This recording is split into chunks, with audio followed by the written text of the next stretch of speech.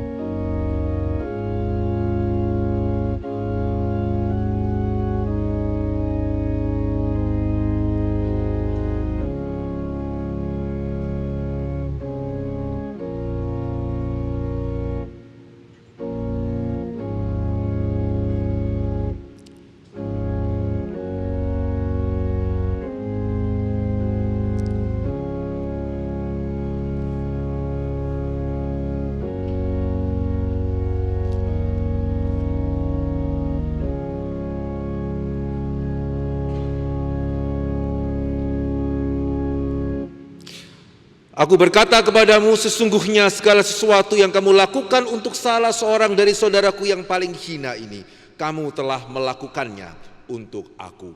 Ibadah kita pada pagi hari ini kita mulai dalam nama Allah Tritunggal, kiranya Allah Bapa, Allah Anak, Allah Roh Kudus memberkati seluruh ibadah kita, mulai awal, pertengahan, hingga pada akhirnya. Jemaat dikasihi oleh Tuhan, mari sebagai orang yang sudah boleh menerima sedemikian banyak karunia Tuhan, kita boleh menyambut setiap kesempatan, kita boleh memuji Tuhan. Melalui lagu yang pertama, mari kita akan memuji Dia, Juru Selamat kita, Tuhan kita, terang kita, yang dari surga mulia mau turun ke dalam dunia, mati menyelamatkan kita. Terpujilah namamu, kita pujikan ketiga baitnya.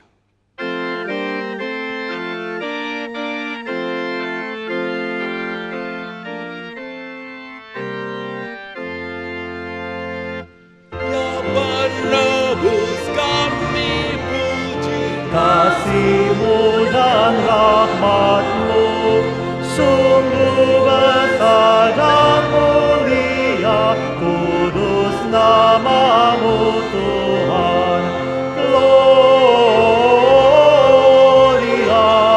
Gloria, masyhurlah nama Tuhan.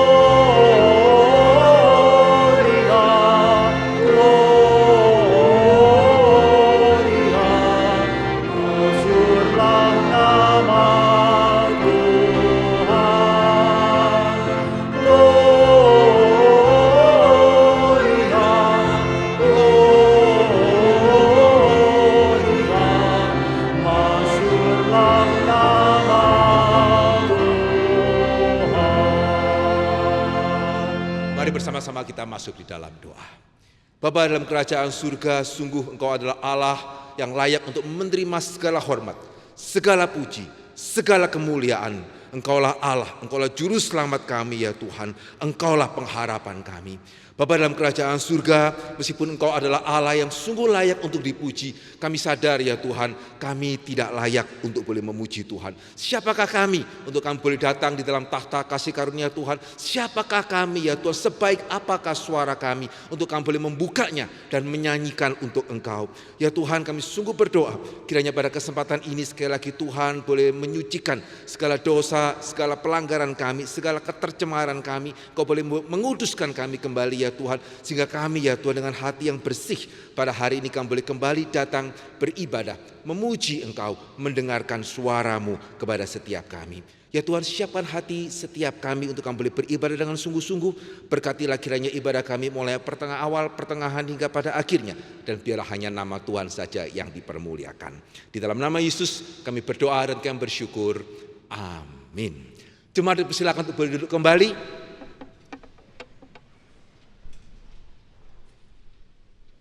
Jemaat dikasihi oleh Tuhan, seringkali mengamini kebaikan Allah itu satu hal, tetapi seringkali berbeda. Ya, ketika kita ditanya sejauh mana kita percaya dan kita menginginkan kehendak Allah yang baik itu terjadi atas setiap kita. Pujian yang berikut ini boleh mengingatkan kita, dan biarlah ketika kita menyanyikannya, kita sungguh-sungguh boleh menjadikannya dengan doa kita. Kita menyanyikan dari sedalam hati, kita ingin kehendak Allah jadi atas kita, bukan hanya karena hal itu benar, tetapi juga karena hal itu baik. Mari kita akan bersama-sama menyanyikan lagu yang kedua, Yesus seperti kehendak-Mu. Kita nyanyikan dengan segenap hati kita.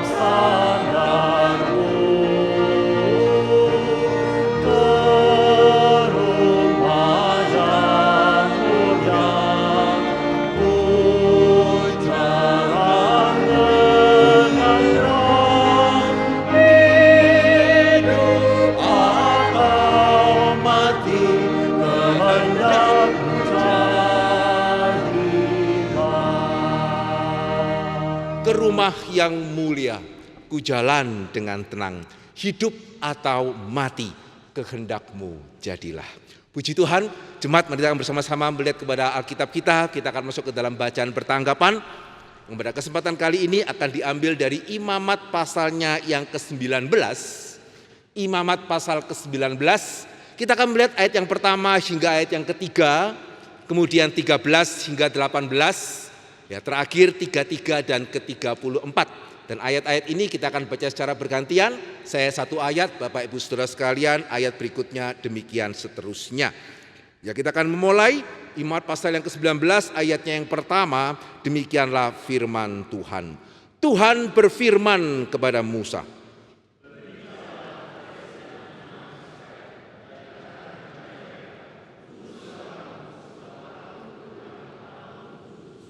Setiap orang di antara kamu haruslah menyegani ibunya dan ayahnya dan memelihara hari-hari Sabat. Akulah Tuhan Allahmu. 13. Janganlah engkau memeras sesamamu manusia, dan janganlah engkau merampas. Janganlah kau tahan upah seorang pekerja harian sampai besok harinya. Janganlah kau kutuki orang tuli dan di depan orang buta janganlah kau taruh batu sandungan. Tetapi engkau harus takut akan Allahmu. Akulah Tuhan. Janganlah kamu berbuat curang dalam peradilan. Janganlah engkau membela orang kecil dengan tidak sewajarnya. Dan janganlah engkau terpengaruh oleh orang-orang besar. Tetapi engkau harus mengadili orang sesamamu dengan kebenaran. Janganlah engkau pergi kian kemari menyebarkan fitnah di antara orang-orang sebangsamu. Janganlah engkau mengancam hidup sesamamu. Akulah Tuhan. Janganlah engkau membenci saudaramu di dalam hatimu, tetapi engkau harus berterus terang menegur orang sesamamu, dan janganlah engkau mendatangkan dosa kepada dirimu karena dia. Janganlah engkau menuntut balas dan janganlah menaruh dendam terhadap orang-orang sebangsamu, melainkan kasihilah sesamamu manusia seperti dirimu sendiri. Akulah Tuhan. 33. Apabila seorang asing tinggal padamu di negerimu, janganlah kamu menindas dia. Orang asing yang tinggal padamu harus sama bagimu seperti orang Israel asli dari antaramu. Kasihilah dia seperti dirimu sendiri, karena kamu juga orang asing dahulu di tanah Mesir. Akulah Tuhan Allahmu. Ya, pembacaan firman Tuhan yang mengingatkan kita ya bagaimana kita harus memperlakukan orang lain ya sesama kita maupun bahkan orang asing dengan sungguh-sungguh karena kita takut akan Tuhan dan karena kita sudah terlebih dahulu menerima kasih Tuhan. Mari untuk boleh menyambut pembacaan firman, kita akan menyanyikan lagu yang ketiga. Ya, kenapa kita harus memperlakukan orang lain dengan baik? Ya karena kita sudah menerima kasih yang sudah mengangkat kita. Kasih mengangkatku, kita pujikan bait pertama dan bait keduanya saja.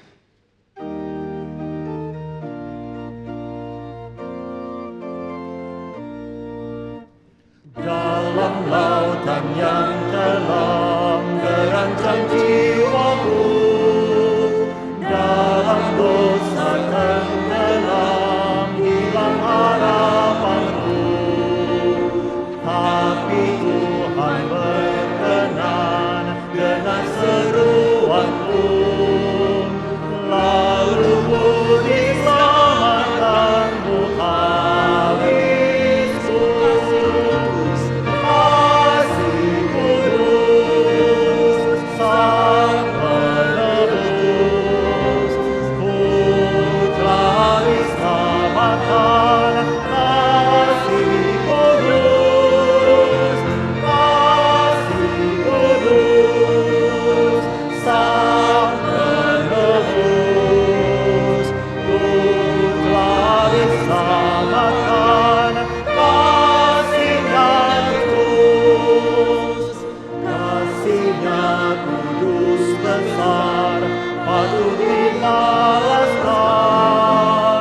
Karenanya dengan gemar ku nyanyi pujian, dan serahkan tubuhku dan jiwa padanya, melayani Tuhanku selamanya.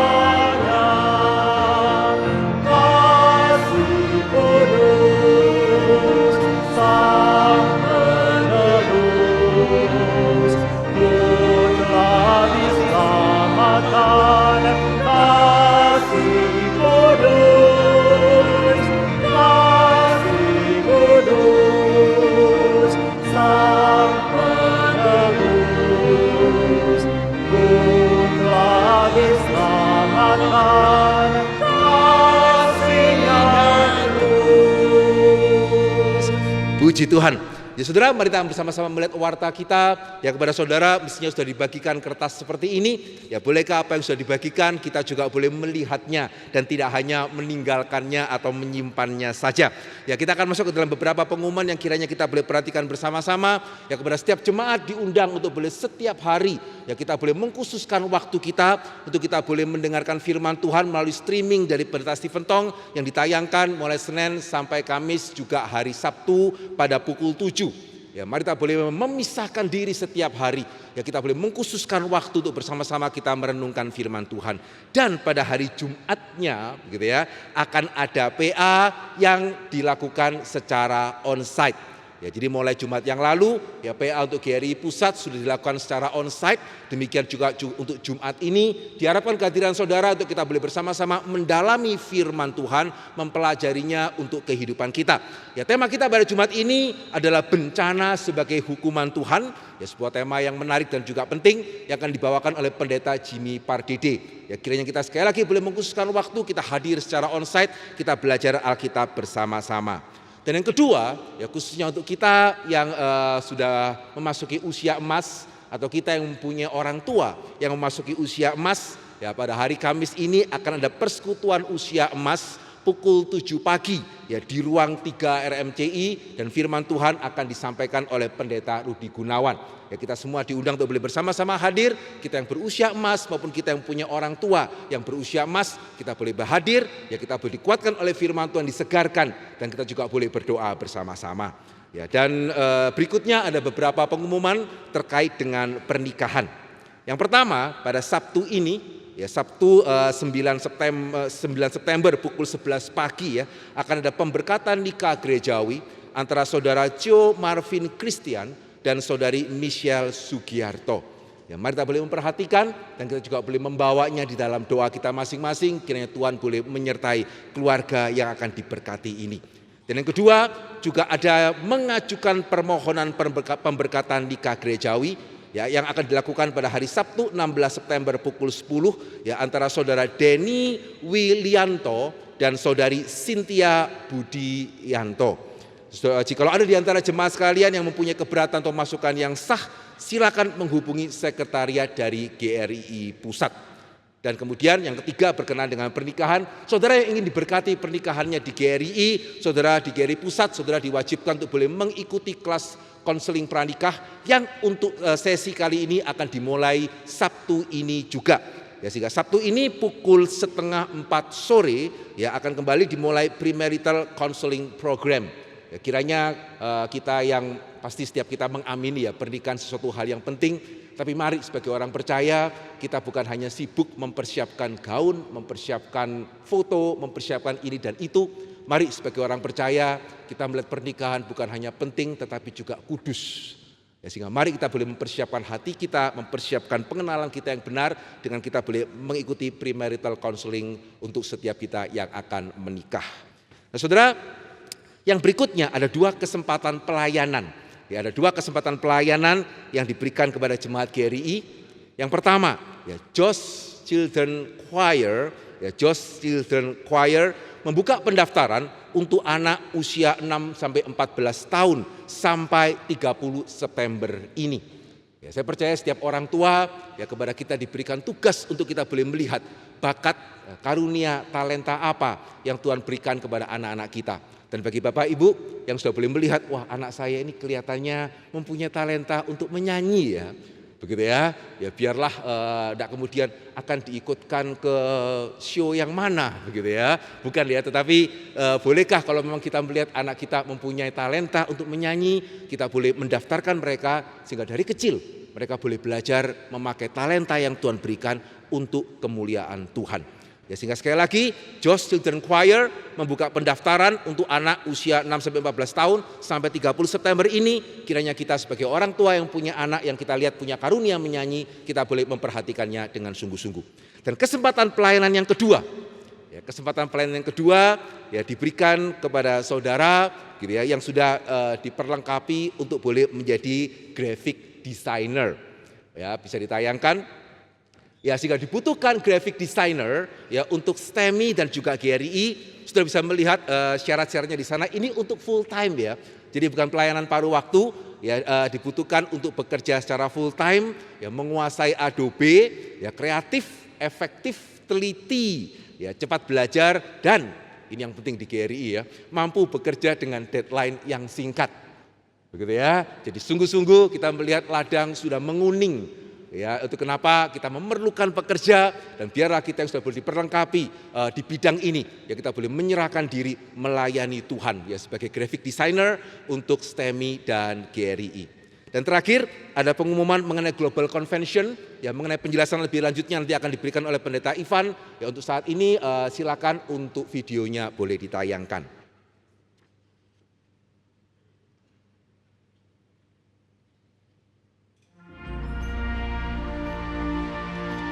研讨大会就是兼顾基督徒，要激励基督徒在信仰上怎样建立我们的立场，也在福音的广传上怎么样付出我们的努力。这个研讨会的主题是一个很特别的主题，就是末世基督在全世界的掌权。这个题目是告诉我们，这个世界的掌权者有一天会换人，而且最大的、最强的、最真的、最永恒的一位将要来临，统治全世界。圣经告诉我们，一切的政权都是从上帝而赐下来的。为什么要把政权赐下来呢？因为人心败坏，道德沦落，所以整个社会需要有个统治的，也就是上帝给他权柄来管理所有百姓的人。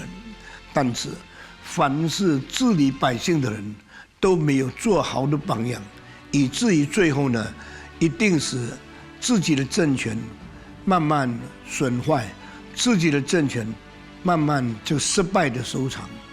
亲爱的弟兄姊妹们，当我们对政权失望的时候，已经再没有办法领受他给我们统治所带来的幸福，所带来的真理，所带来的保障的时候，那我们只能从内心的深处对上帝盼望，愿你的国降临，就是上政权的赐予者，万有的主宰，我们的上帝发出来。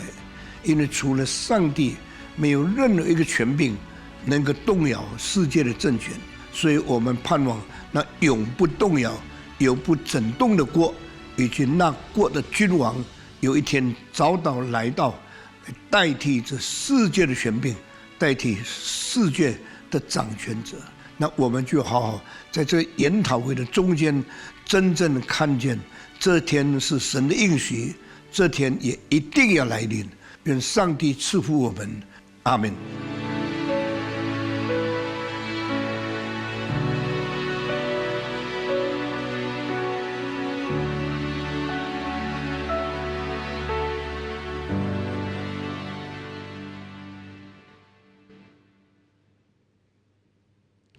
Puji Tuhan, sebuah acara yang penting. Mari kita juga boleh bersama-sama mendoakan supaya sekali lagi ya GRI boleh dipakai bukan hanya untuk menjadi berkat bagi setiap kita, ya bukan hanya dipakai menjadi berkat bagi jemaat Tuhan yang beribadah di tempat ini, tapi sekali lagi GRI boleh dipakai untuk boleh menjadi berkat bagi pekerjaan Tuhan yang lebih besar lagi. Jemaat, mari kita boleh, saya ingin mengundang kita sekali lagi boleh bangkit berdiri. Kita akan segera masuk ke dalam beberapa pokok doa syafaat. Tapi sebelum itu, mari kita sekali lagi memujikan lagu yang ketiga, bait ketiganya, mempersiapkan hati kita sebelum kita akan berdoa bersama-sama. Bait yang ketiga dari lagu yang ketiga, Kasih Mengangkatku.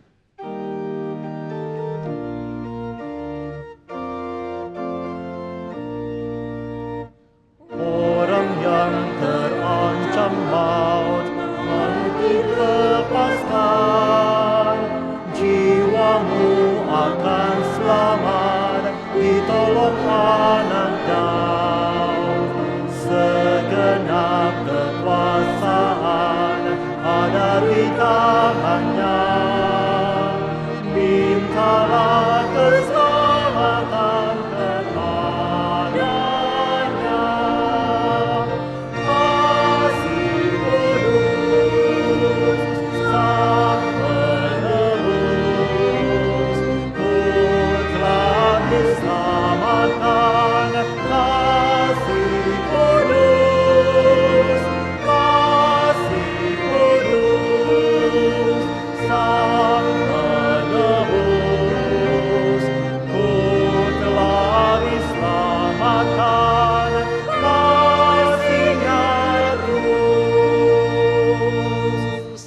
jemaat, mari kita boleh berdoa bersama-sama. Yang pertama, kita akan kembali sekali lagi mendoakan untuk pelayanan Pendeta Stephen Tong di Amerika pada hari ini, pada saat-saat, pada minggu ini, bahkan pada bulan ini. Kita berdoa supaya melalui pelayanan beliau sekali lagi kasih Tuhan boleh dinyatakan. Ada orang-orang yang diselamatkan dan bahkan ada orang-orang yang dipersiapkan untuk melayani Tuhan di Amerika sana. Mari kita buka suara kita berdoa bersama-sama untuk Farewell Gospel Rally pada bulan ini. Mari kita berdoa.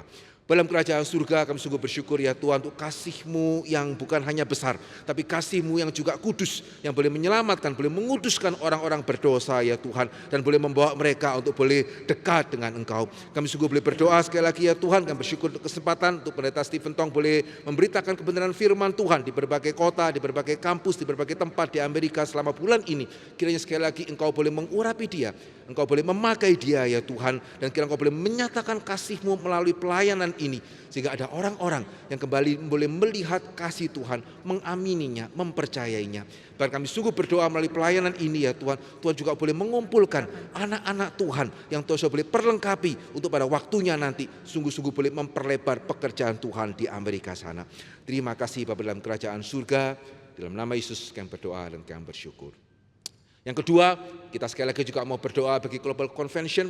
Kita bersyukur kita boleh menjadi jemaat di dalam gereja yang bukan hanya memperhatikan kepentingan kita saja, tapi kita bersyukur berada dalam gereja yang juga rindu boleh menjadi berkat bagi orang-orang yang bahkan di luar gereja ini. Mari kita berdoa sekali lagi melalui Global Convention, kiranya Tuhan boleh memakai GRI menjadi berkat bukan hanya untuk kita, tapi juga untuk kekristenan, untuk kerajaan Tuhan yang lebih luas. Mari kita berdoa bersama-sama. Tuhan, kami juga bersyukur sekali lagi ya Tuhan untuk setiap kesempatan yang Tuhan berikan kepada setiap kami. Kami bukan hanya menerima anugerah Tuhan, kami bukan hanya menerima anugerah keselamatan, tapi kami juga boleh menerima anugerah pelayanan ya Tuhan. Kami bersyukur sekali lagi Engkau boleh memakai untuk GRI, boleh menjadi berkat ya sekali lagi bukan hanya untuk kami saja ya Tuhan, tapi juga untuk pekerjaan Tuhan yang lebih luas, pekerjaan Tuhan yang lebih besar. Kami berdoa ya Tuhan untuk Global Convention, kiranya sungguh-sungguh Tuhan boleh pakai sehingga untuk memperluas pekerjaan Tuhan khususnya di antara gereja-gereja Tionghoa ya Tuhan, khususnya untuk kekristenan di China sana ya Tuhan. Ada begitu banyak orang di sana ya Tuhan, ada begitu keadaan yang sulit juga di sana ya Tuhan. Nyatakanlah kiranya kehendak-Mu melalui Global Convention ini, sehingga bagaimana Injil boleh diberitakan, boleh diperluas, termasuk juga di antara orang-orang Tionghoa di daratan China sana. Terima kasih Bapa dalam kerajaan surga, di dalam nama Yesus kami berdoa dan kami bersyukur. Kita bersyukur kita boleh memiliki Allah yang sungguh kasih-Nya kudus dan boleh menyelamatkan. Sehingga mari setiap kita yang hari ini di dalam situasi yang sulit, kita boleh datang kepada Tuhan dan meminta pertolongan. Dan jikalau kita tahu saudara seiman kita yang juga dalam kondisi yang sulit, bolehkah sebagai sesama saudara seiman kita juga memintakan pertolongan Tuhan bagi mereka. Mari kita akan berdoa bersama-sama untuk pertolongan Tuhan bagi kita, pertolongan Tuhan bagi saudara-saudara seiman kita. Mari kita buka suara, kita berdoa. Tuhan, kami juga bersyukur ya Tuhan, Engkau adalah Allah yang boleh memperhatikan seluruh dunia ini.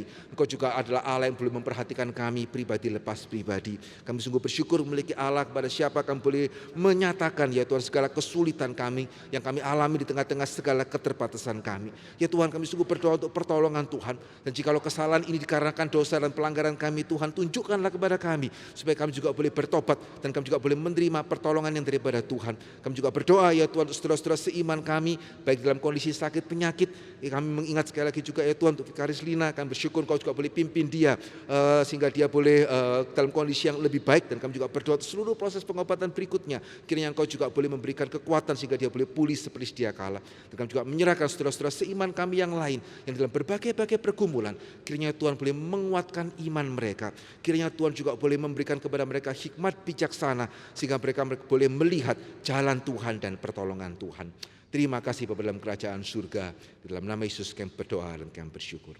Mari kita bersama-sama memanjatkan doa yang Tuhan ajarkan kepada kita. Doa Bapa kami. Bapa kami yang di surga, dikuduskanlah kiranya nama-Mu, datanglah kerajaan-Mu, dan jadilah kehendak-Mu di bumi seperti di surga. Berikanlah kami pada hari ini makanan kami yang secukupnya, dan ampunilah kami akan kesalahan kami, seperti kami juga mengampuni orang yang bersalah kepada kami. Dan janganlah membawa kami ke dalam pencobaan, tapi lepaskanlah kami daripada yang jahat, karena Engkau-lah yang punya kerajaan, kuasa, dan kemuliaan sampai selama-lamanya. Amin. Puji Tuhan, jemaat dipersilakan untuk berduduk kembali. Ya, kita sebentar akan mendengarkan firman Tuhan yang akan disampaikan oleh Pendeta Ivan Kristiono. Sebelumnya akan ada paduan suara dari GRI Pusat dan juga paduan suara anak dari GRI Bintaro. Jemaat, mari kita akan mempersiapkan hati kita sebelum kita masuk ke dalam firman Tuhan. Kita akan memujikan lagu yang ketiga kembali, bait yang pertamanya saja, yaitu mengingatkan kita akan kasih Tuhan yang sebentar lagi kita akan bersama-sama dengarkan firman-Nya. Kita akan pujikan bait yang pertama sambil paduan suara boleh mempersiapkan diri.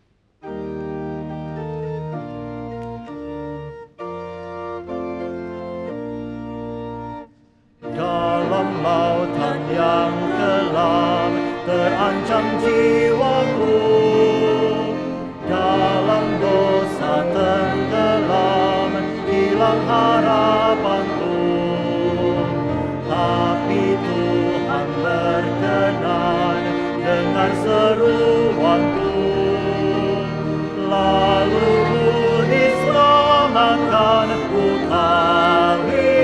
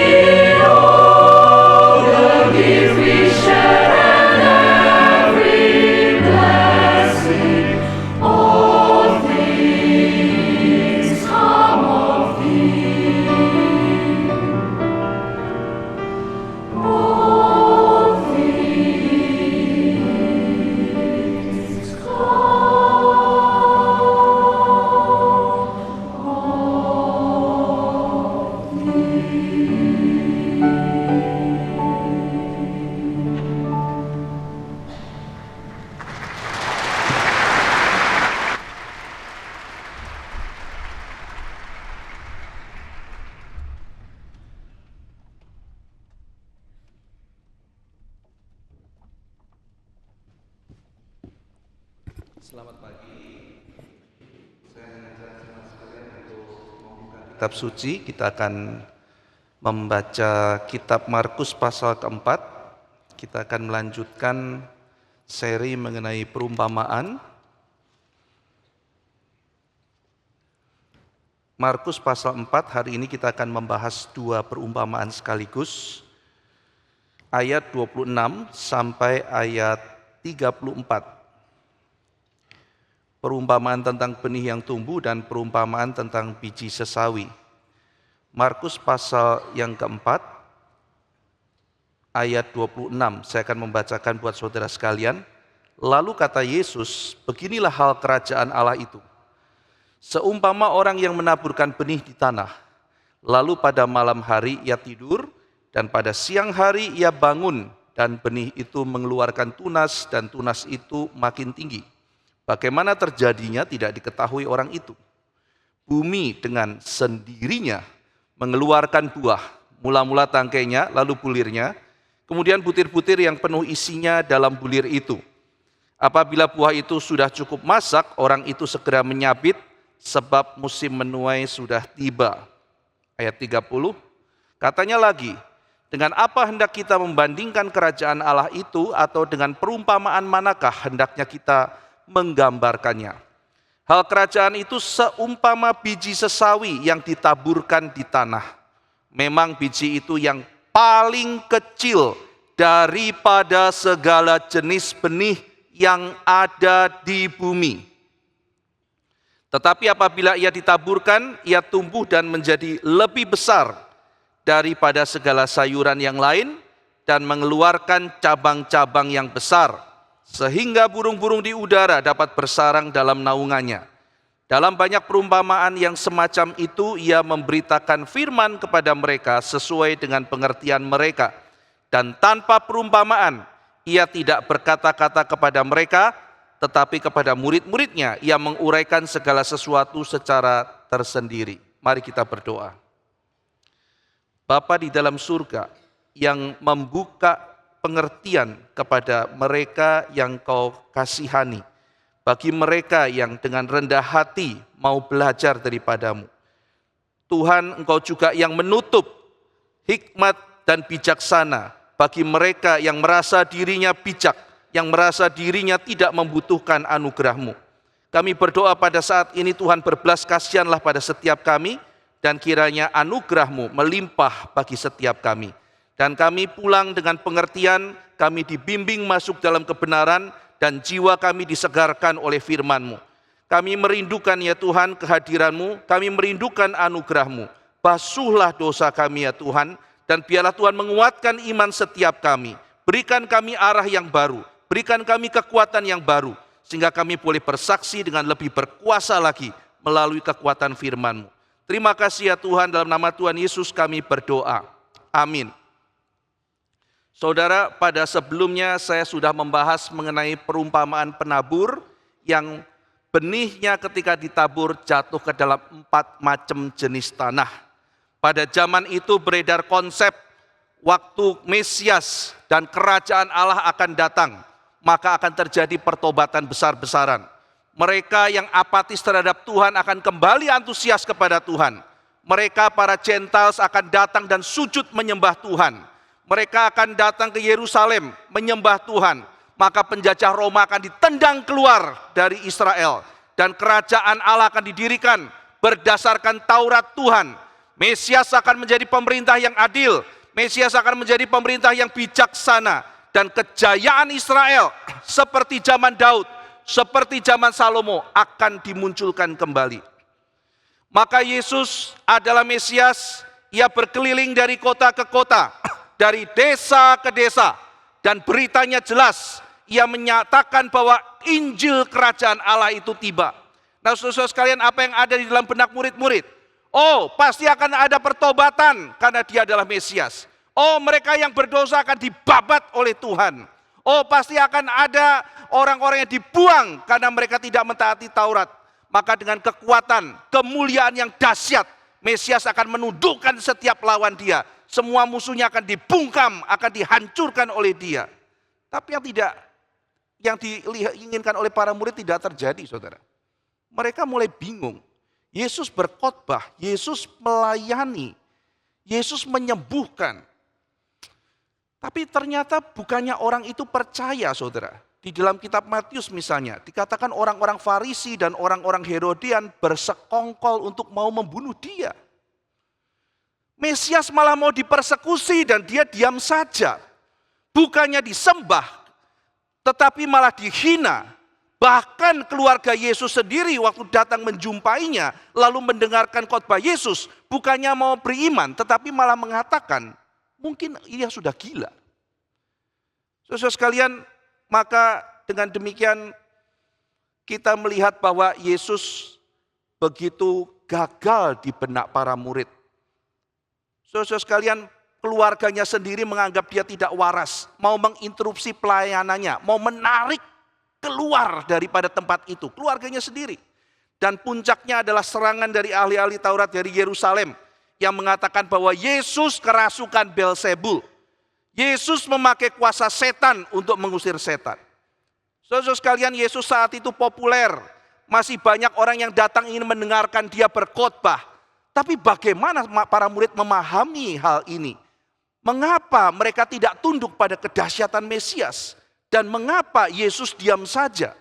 Yesus mengetahui pergumulan para murid. Yesus mengetahui mereka sulit menerima keadaan itu. Maka disitulah dia mengajar para murid, mengerti bahwa para murid salah memahami konsep kerajaan Allah. Maka melalui perumpamaan-perumpamaan yang diajarkan oleh Yesus, Yesus mengajarkan kepada murid-murid dan kepada kita semua, apakah itu kerajaan Allah. Sehingga Yesus mengkoreksi pandangan murid-murid. Yesus juga mengkoreksi pandangan kita. Firman Tuhan mempunyai dua sisi.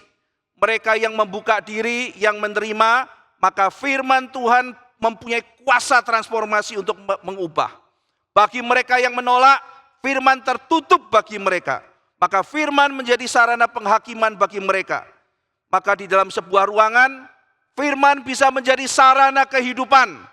Namun firman juga bisa menjadi sarana penghakiman bagi mereka yang menutup hatinya dengan keras. Yesus menceritakan mengenai 4 macam tanah. Hai murid-murid, aku Mesias, aku datang ke dalam dunia. Aku memberitakan firman. Kenapa mereka menolak? Kenapa mereka tidak menerima? Kenapa mereka menutup hatinya? Yesus bicara, benih itu ketika jatuh, ada yang jatuh ke tanah yang keras. Tanah itu mengeraskan hatinya, dia tidak mau menerima. Yang kedua, ada benih yang jatuh ke tempat yang berbatu. Maka kelihatan begitu semarak, wah menerima Tuhan, begitu penuh antusias. Tetapi begitu penderitaan datang, langsung bilang kecewa, meninggalkan Tuhan dan sebagainya. Tidak enak, saya tidak mau. Ada yang jatuh ke tempat yang ada semak duri. Dia kelihatan beriman kepada Tuhan. Tetapi begitu dia melihat, oh saya kok miskin, saya kok susah, kok ada kesempatan untuk hidup kaya. Dia mulai khawatir akan kehidupannya. Dia mulai tertarik pada kekayaan dan dia meninggalkan Tuhan. 3 macam tanah menolak. Tetapi kata Tuhan Yesus, ada yang jatuh ke tanah yang subur. Oh, murid-murid mengerti.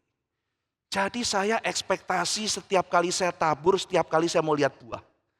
Setiap kali saya tabur, saya mau lihat berhasil. Setiap kali saya tabur, saya mau lihat semuanya menjadi baik. Tetapi Yesus mengatakan bukan demikian dalam kerajaan Allah. Memang akan ada, Injilnya benar, yang memberitakan benar, jatuh ke tanah. Engkau tidak bisa kemudian, oh ini harus benar. Semua yang saya beritakan harus jadi, buahnya harus kelihatan. Itu bukan pabrik. Benih jatuh ke tanah yang subur, maka berbuah. Loh Tuhan, berarti dari 4 ini cuma 25% ya? Iya, 25%.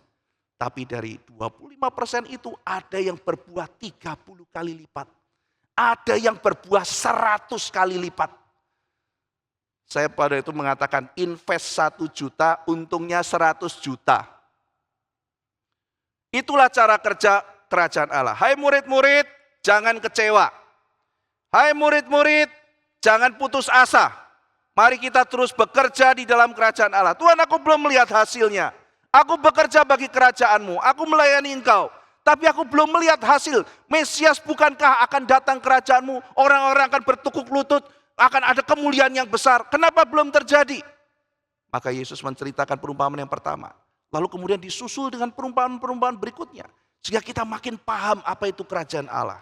Saudara, hari ini kita akan membahas mengenai perumpamaan benih yang ditaburkan, lalu mengenai biji sesawi. Saudara sekalian, kita melihat pada waktu murid kecewa, lalu kemudian Yesus menjelaskan bahwa kerajaan Allah itu fokusnya dibangun di atas firman. Jadi kerajaan Allah di dalam perumpamaan benih yang jatuh ke 4 tanah itu, benih itu yang menjadi fondasi Yesus membangun kerajaan Allah dalam dunia. Firman, Injil mengenai dirinya. Maka kalau kita melihat Yesus melakukan banyak mukjizat, tetapi fokus kerajaan Allah di dalam dunia bukan dibangun di atas mukjizat. Kita melihat ada 3 periode di mana mukjizat paling besar. Periode pertama Musa dan Yosua, itu periode mukjizat paling besar. Tembok Yeriko runtuh, laut terbelah. Yang kedua, periode Elia dan Elisa. Di situ ada api turun dari langit. Elisa melakukan banyak sekali mukjizat. Periode ketiga, periode Yesus dan para murid. Itu adalah mukjizat yang luar biasa besar. Tetapi saudara sekalian, kita tidak boleh kehilangan fokus. Yesus menajamkan fokus para murid. Apa yang menjadi utama pembangun kerajaan Allah? Bukan mukjizat. Yang membangun kerajaan Allah adalah benih firman yang ditaburkan. Benih firman, saudara.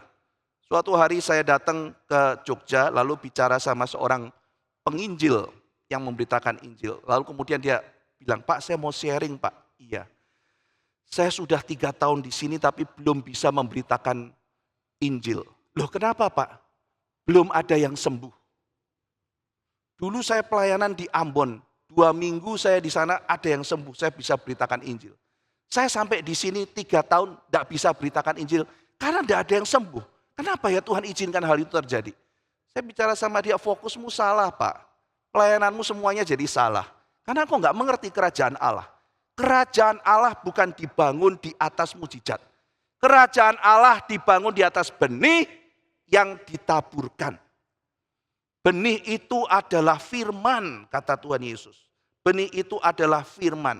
Apa yang mengubah masyarakat, apa yang mengubah hidup kita, yang menjadi alat transformasi kita bukanlah kekuatan tentara, bukan kekuatan militer, bukan kekuatan senjata.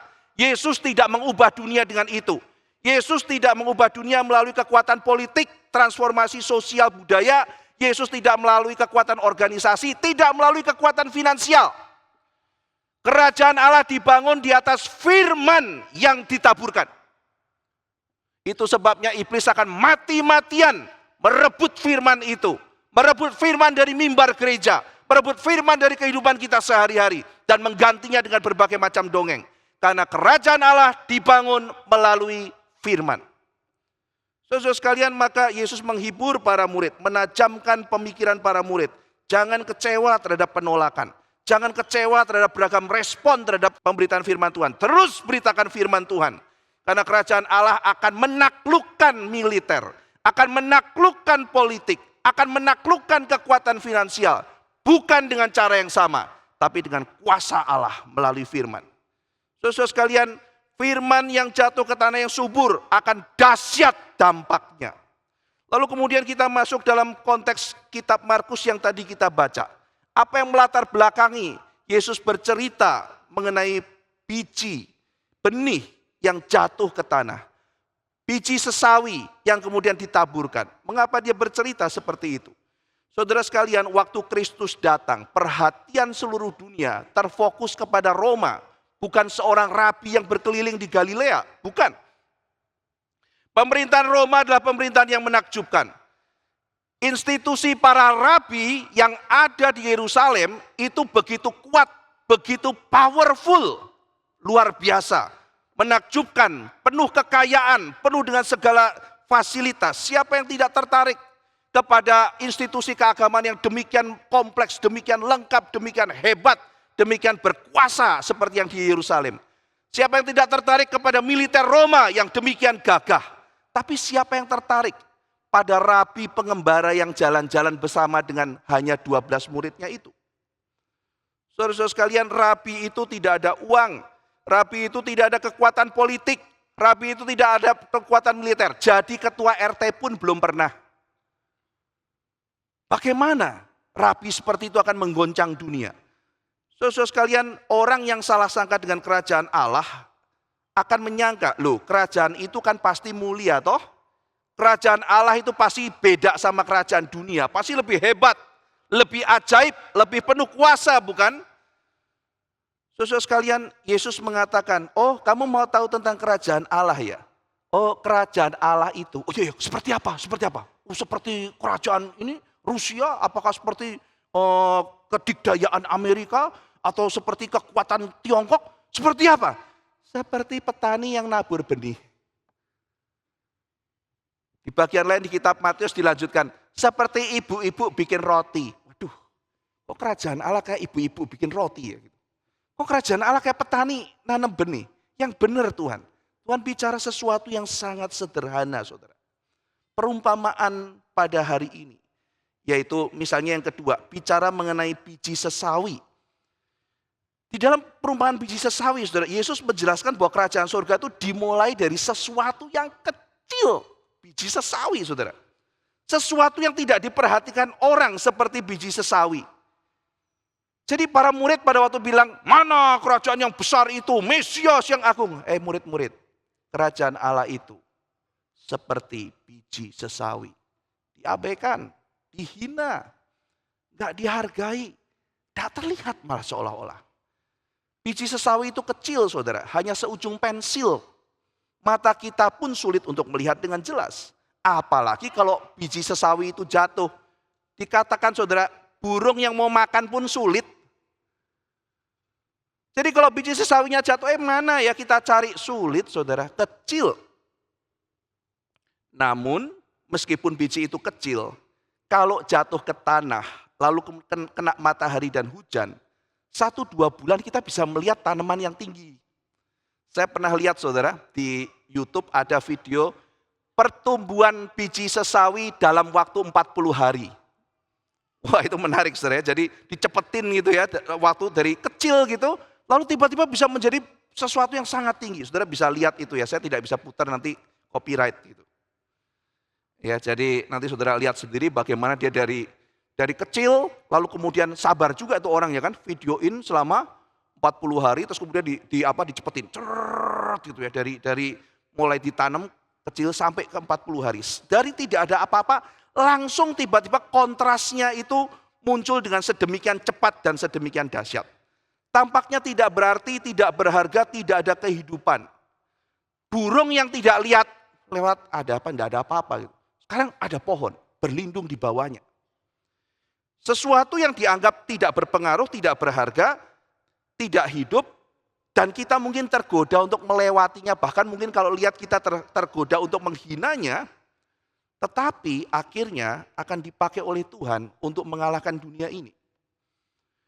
Saudara-saudara sekalian, lebih asik dan menarik untuk memperhatikan pemerintahan dunia, media, tren populer, figur politik, institusi manusia, jauh lebih menarik.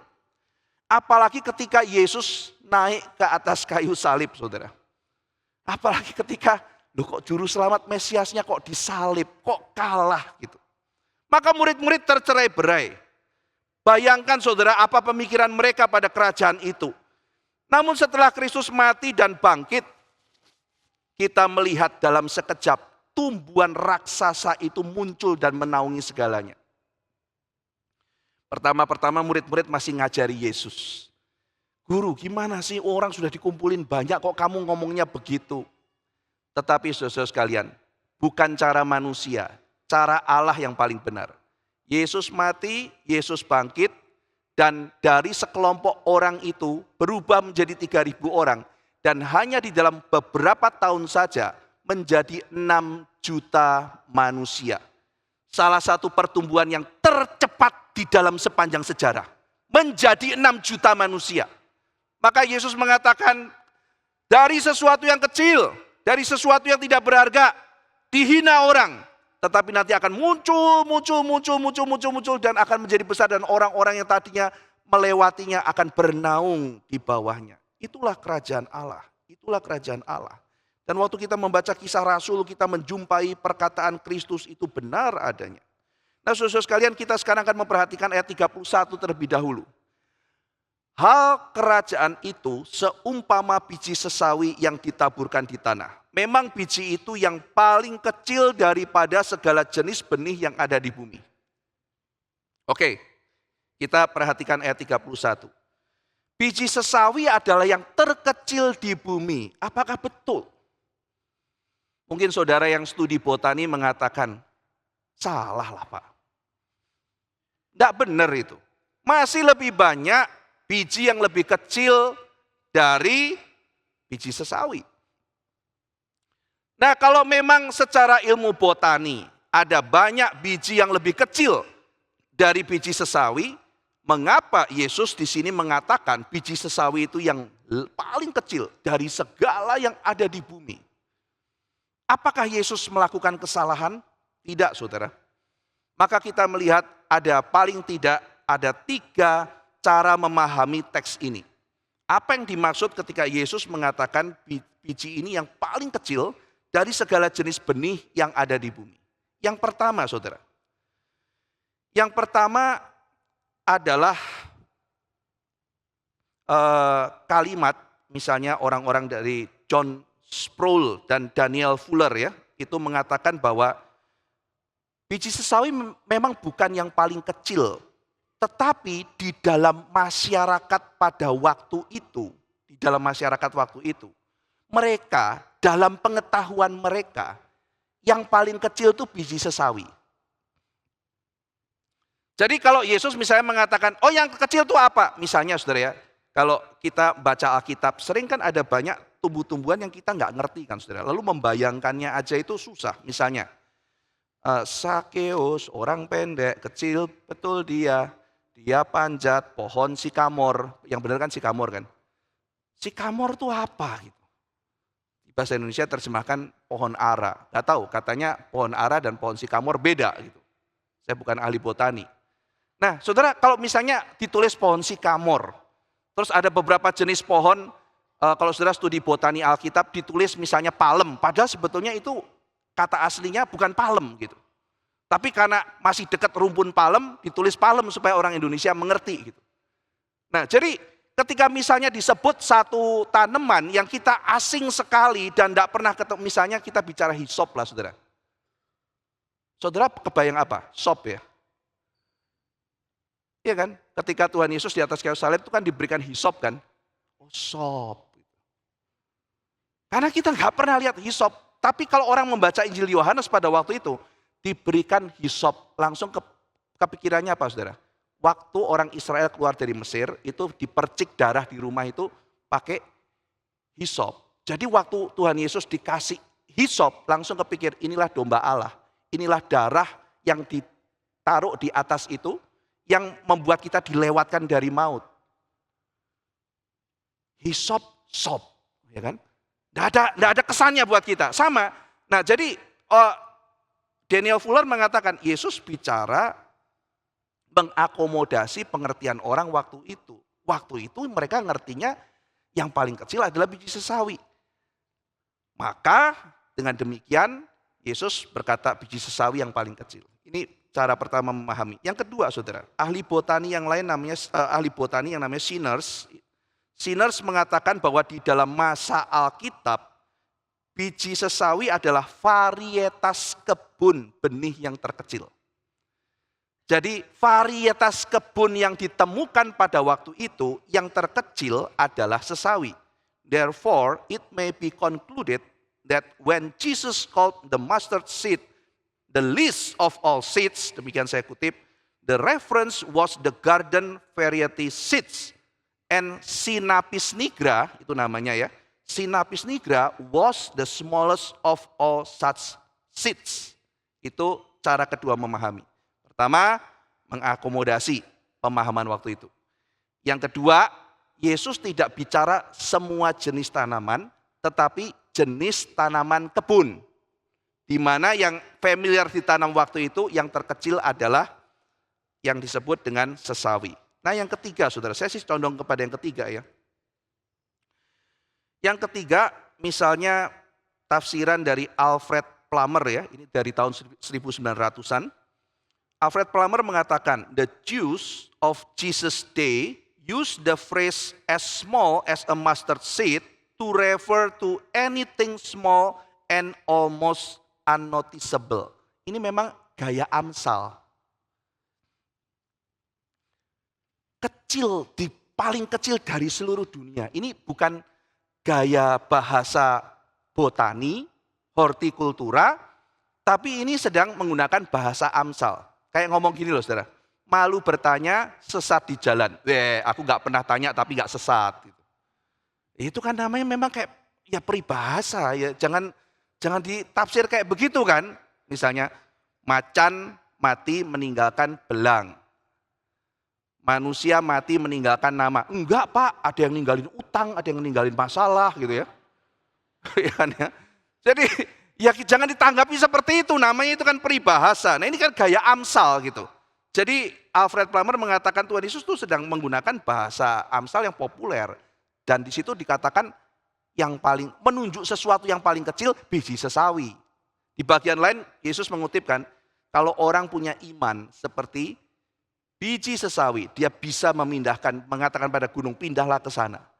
Jadi maksudnya bicara sesuatu yang sangat kecil tetapi powerful.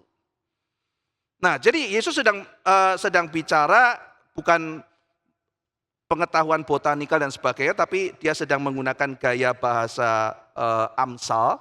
Dan kalau kita bicara peribahasa, Amsal dan sebagainya, maka kita mesti melihat bahwa itu bukan satu gaya bahasa dengan satu ketepatan akurasi di dalam saintifik atau apa, tapi memang gaya bahasa yang populer pada waktu itu. Nah sekarang kita kembali saudara, kita sekarang akan bahas dulu mengenai biji sesawi, lalu kemudian kita akan bahas ke atasnya, nanti kita sisipkan pembahasan mengenai benih yang ditabur. Saudara, biji sesawi itu kecil, biasa, tidak menarik perhatian. Sama sekali tidak menarik perhatian. Saudara, sebagai seorang guru, sebagai seorang dosen, saya juga pernah menjadi guru sekolah minggu. Kalau melihat ya, Yesus itu Mesias. Yesus itu adalah Tuhan yang berkuasa. Dan dia memberikan kuasa kepada kita. Saya tuh berharap loh saudara, ketika saya mengajar, waktu dosen mengajar, waktu saya ngajar sekolah minggu, waktu saya ngajar di remaja, waktu saya ngajar di sekolahan, saya tuh berharap loh saudara, waktu saya masuk tuh ada cahaya keluar dari muka saya. Gitu. Lalu murid-murid yang nakal-nakal tuh, saya tidak kuat. Ada cahaya, Pak Ivan, tutup wajahmu, gitu kan ya. Karena aku itu begitu ketakutan gitu ya. Lalu kemudian saya masuk kelas dan mengatakan bertobatlah gitu kan ya. Wah itu kan lebih powerful, saya bayanginnya seperti itu gitu ya, ngarepnya. Tapi enggak terjadi sih itu ya. Saya berharap pada waktu saya berbicara ketika pimpin kebaktian mahasiswa atau apa, mereka tuh tidak kuat, tidak tahan menghadapi kedahsyatan hadirat Tuhan gitu loh. Ya 1-2 kali terjadi saudara hal-hal yang di luar pemikiran kita ya, ada beberapa kali terjadi, tapi ya itu cuma terjadi beberapa kali. Sisanya adalah suasana kelas biasa gitu. Kadang-kadang ada waktu ngajar ada mahasiswa yang begitu tersentuh, menangis, ada siswa yang menangis kemudian mengalami tapi seringkali ya kelas biasa gitu saudara ya. Ya murid yang antusias, yang ngantuk, ya kan? Yang nakal ya nakal gitu kan. Yang rajin kerjain PR ya rajin, yang super males ya males, yang tukang cari alasan ya cari alasan gitu kan. Ya itulah seperti itu saudara. Yang ada yang bilang, Pak minggu lalu kemana nggak datang? Aduh saya udah tungguin, Bapak nggak datang. Ada yang model kayak begitu. Ada yang kayaknya bahagia, yes Pak kok datang lagi Pak gitu kan. Bukannya minggu lalu nggak datang, katanya 2 minggu pergi. Enggak jadi seminggu, kok kayaknya dia menyesal banget saya datang gitu kan ya. Ada yang model kayak begitu juga gitu kan ya. Ya saudara, seperti guru pada umumnya dan seperti guru lainnya. Dan mungkin kita berpikir, Tuhan kau kan Mesias.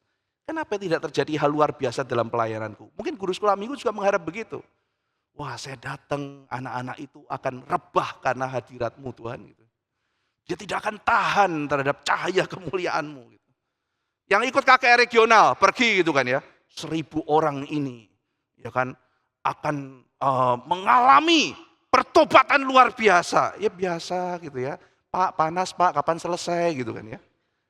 Ada yang ngomong kayak begitu mungkin, lah kok kayak begini ya gitu. Dan saudara, kadang-kadang kita bisa kecewa, kadang-kadang kita bisa bingung. Apa yang saya kerjakan ini apakah benar? Nah saudara, hal yang perlu adalah kita harus mendandani cara pandang kita yang benar akan kerajaan Allah. Saudara sekalian, kita adalah orang yang biasa. Kita masuk di kelas yang biasa. Kita ada dalam situasi pelayanan yang biasa. Itu seharusnya kita sadari.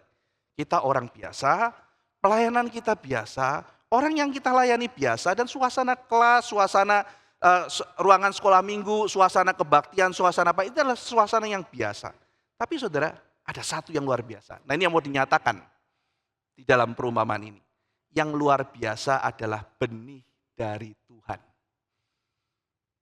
Itu yang luar biasa. Sekali lagi saudara, kita biasa, prosesnya biasa, pekerjaannya biasa, orang-orang yang kita layani biasa, suasananya biasa. Yang luar biasa adalah benih yang ditaburkan itu, disertai oleh Tuhan, dan benih itu luar biasa. Oke, nah saudara sekalian, sekarang kita bahas ayat 26, kita naik dulu ke perumpamaan yang pertama. Lalu kata Yesus, beginilah hal kerajaan Allah itu. Seumpama orang yang menaburkan benih di tanah. Nah sekarang kita bahas ini. Hal kerajaan Allah itu seperti orang menaburkan benihnya ke tanah. Tadi kita sudah bahas ada biji yang kecil, biji sesawi. Ya, benih itu benih yang biasa lah, benih yang gak dianggap. Tapi ada orang yang mengerti. Ada orang yang mengenali nilai dari benih itu. Mungkin orang mengatakan, itu mah cuman biasa, itu mah kecil. Tapi saudara mengatakan tidak. Ini adalah benih kecil, tapi hidup. Ini adalah benih yang hidup. Nah, begitu kita menyadarinya, lalu kemudian orang itu, petani itu mungkin, dia membawanya ke ladang atau kemana, dan dia menaburkannya. Jadi yang pertama saudara, mengenali, percaya, bahwa benih itu hidup. Lah kalau itu benih direbus saudara, dilempar juga enggak tumbuh. Kalau benihnya mati atau benih mainan ditabur, ya pasti enggak tumbuh. Tetapi kenapa orang petani itu menabur? Karena dia percaya tumbuh. Dia tahu bahwa ada kehidupan di situ. Dia beriman bahwa ada kehidupan di situ. Dia tabur dan tumbuh. Maka demikian juga dengan kita saudara. Kalau guru sekolah minggu masuk ke dalam kelas, kalau hamba Tuhan berbicara, kalau saudara pergi KKR regional, Anda tidak percaya bahwa firman itu hidup, itu semuanya omong kosong. Munafik. Orang yang menyadari yang saya punya ini kecil, tidak dianggap orang, tapi berkuasa dan hidup, maka saya pergi. Guru sekolah minggu masuk kelas, beriman dan sadari, yang kau beritakan itu mungkin sederhana, tapi hidup. Dan dia akan berbuah, dan dia akan berkembang. Saudara sekalian, maka petani itu pergi, membawa biji itu ke ladang, sampai di ladang ditaburkan. Seperti seorang Kristen membaca firman, ia menyadari keindahan firman itu. Ia menyimpan firman itu dalam hatinya. Lalu firman itu menggerakkan hidupnya. Ia tahu firman ini berharga. Ia tahu firman ini hidup. Lalu dia pergi dan memberitakan itu. Dia pergi ke tempat kerja, dia beritakan. Dia pergi ke sekolahnya, dia beritakan. Dia pergi ke kampus, dia beritakan. Dia pergi ke gereja, dia beritakan. Dia pergi ketemu kumpulan temannya, dia beritakan.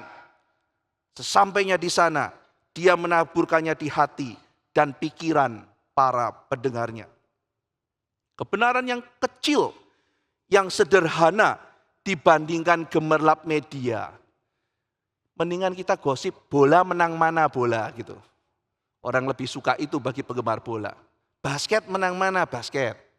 Tinju menang mana tinju. Ya kan? Atau gosip apa yang paling baru. Film apa yang paling keren dan sebagainya. Saudara sekalian, tetapi dia tidak bicara itu, dia membawa biji sesawi, sesuatu yang kecil, sesuatu yang sederhana, sesuatu kebenaran yang mungkin dianggap sesuatu yang kuno, ketinggalan zaman, tapi dia pergi ke ladang dan dia mulai menaburkannya. Ada orang tua yang percaya itu dan menaburkannya kepada anak setiap malam. Bapak Ibu, khususnya ibu-ibu yang tidak percaya, Anda tidak akan memberitakan firman setiap malam. Kalau Anda percaya firman itu hidup, Anda akan beritakan tiap malam kepada anakmu. Kecuali Anda tidak percaya itu. Diomongin nggak diomongin percuma Pak. Nah sudah, pasti tidak akan ditabur. Tapi Anda salah. Kalau Anda memahami kerajaan Allah dimulai dari sesuatu yang kecil. Dan kerajaan Allah dimulai dengan ketika kita menaburkan firman. Dan ketika kita percaya bahwa firman yang sederhana, saya kan orang biasa Pak. Iya, tapi kamu mengalami firman, engkau menaburkan firman. Firman itu bukan biasa, engkau biasa. Tapi firman itu ada kehidupan di dalam dirinya. Taburkan itu. Maka kita berani menaburkan itu, meskipun kita tahu kita itu begitu biasa, begitu sederhana. Metodenya pun metode yang biasa. Tetapi kita percaya kebenaran ini Tuhan adalah kebenaran yang luar biasa. Ada orang yang menabur di gereja, pergi ke sekolah-sekolah minggu, pergi ke sana. Ada banyak tanah yang perlu ditabur benih. Ada yang menabur di sekolah, ada guru-guru yang mengajar 6 tahun. Apakah Anda bicara mengenai benih itu, firman itu kepada anak didikmu? Apakah engkau percaya manusia bisa berubah, diubah oleh firman yang hidup? Ada yang menabur di penjara. Oh, penjara kan tempat hukuman Pak. Itu orang-orang yang sudah melanggar hukum. Buat apa lagi ditaburkan? Karena firman punya kuasa untuk mengampuni dosa. Yesus Kristus bisa mengampuni dosa, bisa mengubah orang yang demikian kotor dan berdosa menjadi suci. Marilah kita berperkara, kata Tuhan. Tuhan sanggup membuat kain yang merah seperti kirmisi menjadi putih seperti salju, putih seperti bulu domba. Saudara sekalian, kirmisi itu seperti kain yang sudah saking merahnya, dicuci kayak apapun susah luntur. Tuhan bilang, bawa kepada saya, bawa kain kirmisi itu. Saya akan bikin kain merah, super merah itu jadi putih seperti salju, putih seperti bulu domba. Orang-orang berdosa bukan tidak ada pengharapan. Kalau mereka terbuka menerima firman Tuhan, firman Tuhan itu akan mentransformasi hidup mereka. Allah akan mengampuni mereka, menjadikan hidup mereka baru. Saudara sekalian, maka pergi ke penjara, beritakan benih itu, taburkan. Ada yang pergi ke rumah sakit, Pak, rumah sakit ada banyak orang gak ada harapan, taburkan benih itu. Di panti asuhan, di panti ureda, di kolong jembatan, taburkan benih itu. Saudara sekalian, di mana Anda menaburkan benih? Apakah Anda sudah mempunyai tempat? Apakah Anda sudah mempunyai hati yang akan Anda taburkan benih? Apakah Anda mencari? Sadarkah saudara kita adalah warga kerajaan Allah? Sadarkah kita juga harus bertanggung jawab untuk mengembangkan kerajaan ini? Apakah saudara tidak ingin melihat kerajaan ini berkembang menjadi luas? Bukankah kita berdoa, datanglah kerajaanmu? Saudara sekalian, bagaimana mungkin kita bisa berdoa mengharapkan kerajaan Allah kalau kita tidak berjuang untuk supaya kerajaan Allah ini meluas. Dan kerajaan Allah bertempat di hati manusia. Hati siapa yang Anda akan taburkan firman? Apakah Anda sudah pergi mencari keluarga Anda, tempat di mana firman itu bisa ditaburkan? Saudara sekalian, ada jutaan anak di kelas sekolah minggu. Apakah ada saudara-saudara yang mengatakan, Tuhan, aku juga mau berbagian. Ada bukan hanya anakku, ada anak orang lain. Khususnya para pria, para pemuda di tempat ini. Kalau di gereja kita, orang tidak terbeban jadi guru sekolah minggu. Di tempat sendiri, datang aman, gak perlu ditangkap, gak perlu diapa-apakan. Menaburkan benih kepada anak di sekolah minggu kita sendiri. Apakah Anda terbeban? Para pemuda, apakah Anda terbeban pimpin kelompok kecil di remaja? Itu Pendeta Ivan berjuang untuk pelayanan anak remaja. Siapa pemuda-pemuda yang mau pegang kelompok kecil? Lalu kemudian mau memberitakan firman kepada mereka, menaburkan benih firman. Pak Harli pergi kemana-mana, menyediakan tempat. Mau belajar, saudara tinggal dilatih sama Pak Harli, sama timnya. Lalu kemudian pergi, mungkin bisa cuti seminggu atau apa. lalu kemudian tabung, pergi naik pesawat, pergi sudah disediakan tempatnya, sudah tinggal menabur. Tinggal menabur. Pernahkah saudara pernah kepikir, saya mau menaburkan firman itu karena saya percaya benih itu hidup. Mereka akan menuai dengan penuh sukacita. Dikatakan di situ, mereka yang menabur akhirnya akan menuai. Petani itu menuai, saudara. Maka saudara-saudara sekalian, Alkitab mengatakan, mereka yang menabur dengan sabar, yang menabur dengan air mata, akan menuai dengan sukacita. Apa saudara mau menuai dengan sukacita? Apakah saudara mau menuai dengan penuh kebahagiaan? Tapi pertanyaannya, sudahkah Anda menabur? Sudahkah Anda menabur? Mereka yang waktu menabur penuh dengan tangisan, penuh dengan air mata, disalahpahami, dianiaya, dimaki, dicaci, lalu kemudian dihina, akan menuai dengan sukacita. Suatu hari saya ajak satu anak, papa mamanya belum Kristen. Lalu kemudian anaknya mau terima Tuhan Yesus. Lalu saya ajak ikut konser. Saya ajak ikut konser. Pergi ke konser di ASJ. Lalu kemudian anak itu kan miskin, dia tidak dikasih uang saku karena mamanya nggak suka. Kita cari-cari dana, belikan tiket konser. Lalu setelah itu, setelah dapat tiket konser, dia juga tidak bisa punya ongkos untuk pulang. Dia nebeng temennya. Jadi ada satu orang yang punya mobil, dia keliling antar-antar anak-anak SMP, SMA untuk pulang ke rumahnya masing-masing. Lalu kemudian kira-kira jam 9 malam mamanya angkat telepon. Pak Ivan ya? Iya, ini siapa? Mamanya ini. Mana anakku? Wah, saya digituin, saudara. Maksud ibu apa ya? Mana anakku? Kembalikan. Loh, ibu anaknya kemana gitu? Katanya ikut konser. Wah, saya nggak tahu, ratusan anak ikut konser, Bu.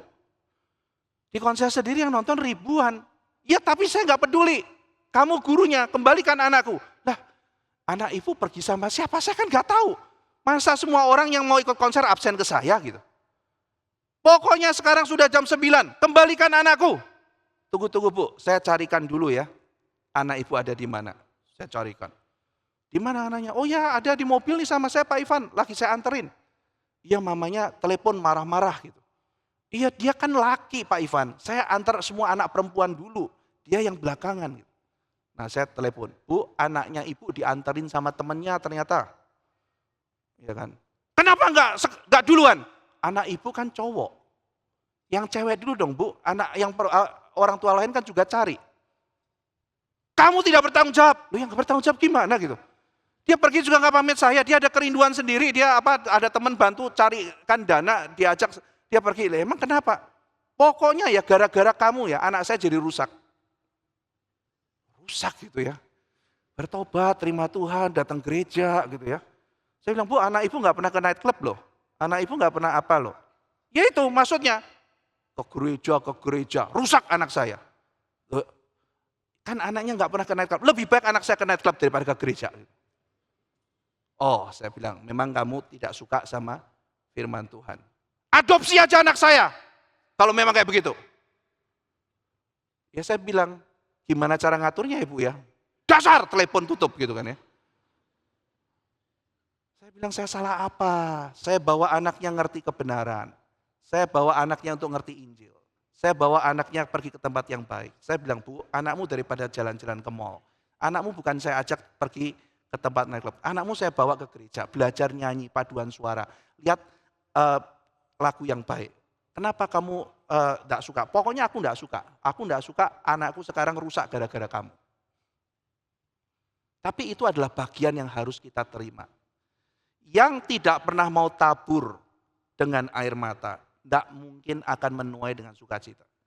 Suatu hari saya perjuangkan satu orang anak supaya bisa ikut retret. Lalu kemudian kita berjuang, kumpulkan uang. Saya ajak teman-teman anak-anak remaja kumpulkan uang. Dia nggak punya uang katanya. Kita kumpul-kumpul tapi kita bilang sama dia, kamu bayar separuh ya. Waktu itu zaman itu saudara 40.000. Tahun kira-kira 96. 40.000, kalau sekarang mungkin nggak tahu 700.000 beberapa. Kamu separuh ya. Nah waktu itu karena 40.000, kita carikan uang 20.000. Lalu kemudian dia harus bayar 20.000. Lalu dia bawa ibunya datang. Mana Pak Ivan mejanya? Datang marah-marah di sekolah. Ada guru tunjuk, itu Pak Ivan di situ. Saya kan berdiri. Ya Bu, dia datang bawa 1020 lembar. Kamu Pak Ivan ya? Nih makan duit, dilempar ke muka saya, saudara. Brok gitu kan ya. Ya ampun gitu kan ya, maksudnya dalam hati, wah lu ya kalau misalnya laki itu ya tadi ya itu ya. Wah saya diem gitu kan ya. Terus kemudian si guru yang lain bilang, Pak kurang ajar sekali ya Pak ya. Ya sudah, yang penting anaknya pergi ikut retret dengar firman Tuhan. Anaknya akhirnya jadi percaya, saudara. Saya ceritakan mamamu begini-begini, dia nangis gitu ya. Sorry ya Pak ya, mama saya memang gak suka sekali saya ikut kegiatan. Ya saya bisa memahami. Ya, tetapi orang yang mau menuai dengan sukacita harus menabur dengan air mata. Saudara kalau enggak pernah mau susah, enggak enak ikut regional, apalagi ikut Pak Eter. Ya, tidurnya, kasurnya, memang sih saudara, kadang-kadang keterlaluan sih ya gitu kan. Kita pergi, ya kan, nginep, Pak Ivan silakan tidur. Ya ampun, itu kasurnya saudara, bukan coklat, hitam, tadinya putih. Iya kan, itu kira-kira mungkin 2 tahun gak diganti spray, di ujungnya ada jamur gitu kan ya. Makanya kan Pak Eter selalu anjurkan bawa sarung atau apalah, pokoknya dilapisin sudah tidur gitu kan ya. Memang kadang-kadang kita berjumpa seperti itu, lalu kemudian silakan sudah saya bersihkan, debunya masih tebel gitu kan ya. Ini yang alergi debu, yang apa pasti susah luar biasa, memang ada susah. Tapi kalau kita tidak pernah mau menabur dengan air mata, tidak pernah kita akan menuai, tidak pernah saudara. Menabur tidak pernah mau menuai, lalu berkata Tuhan, hidupku ini tidak bermakna, aku tidak pernah menuai, karena tidak pernah tabur. Kenapa? Karena tidak pernah mau menabur dengan susah payah, tidak pernah mau menabur dengan air mata. Kerajaan Allah itu benih yang kecil dibawa pergi ke tanah, ditabur. Sederhana, simple. Tetapi berapa banyak orang mengabaikan hal yang sederhana itu. Benih itu saudara jangan hanya ditaruh dalam kotak yang indah, di figura, ditaruh pajangan, disimpan di kamar yang bersih. Jangan saudara. Ini koleksiku, nih koleksi dari hamba Tuhan A, B, C, D. Ini koleksi teologi A, B, C, D. Ambil, lempar ke tanah. Bagikan kepada orang lain. Kalau kita hanya koleksi, simpen, catat, masuk hard disk, dihafalkan.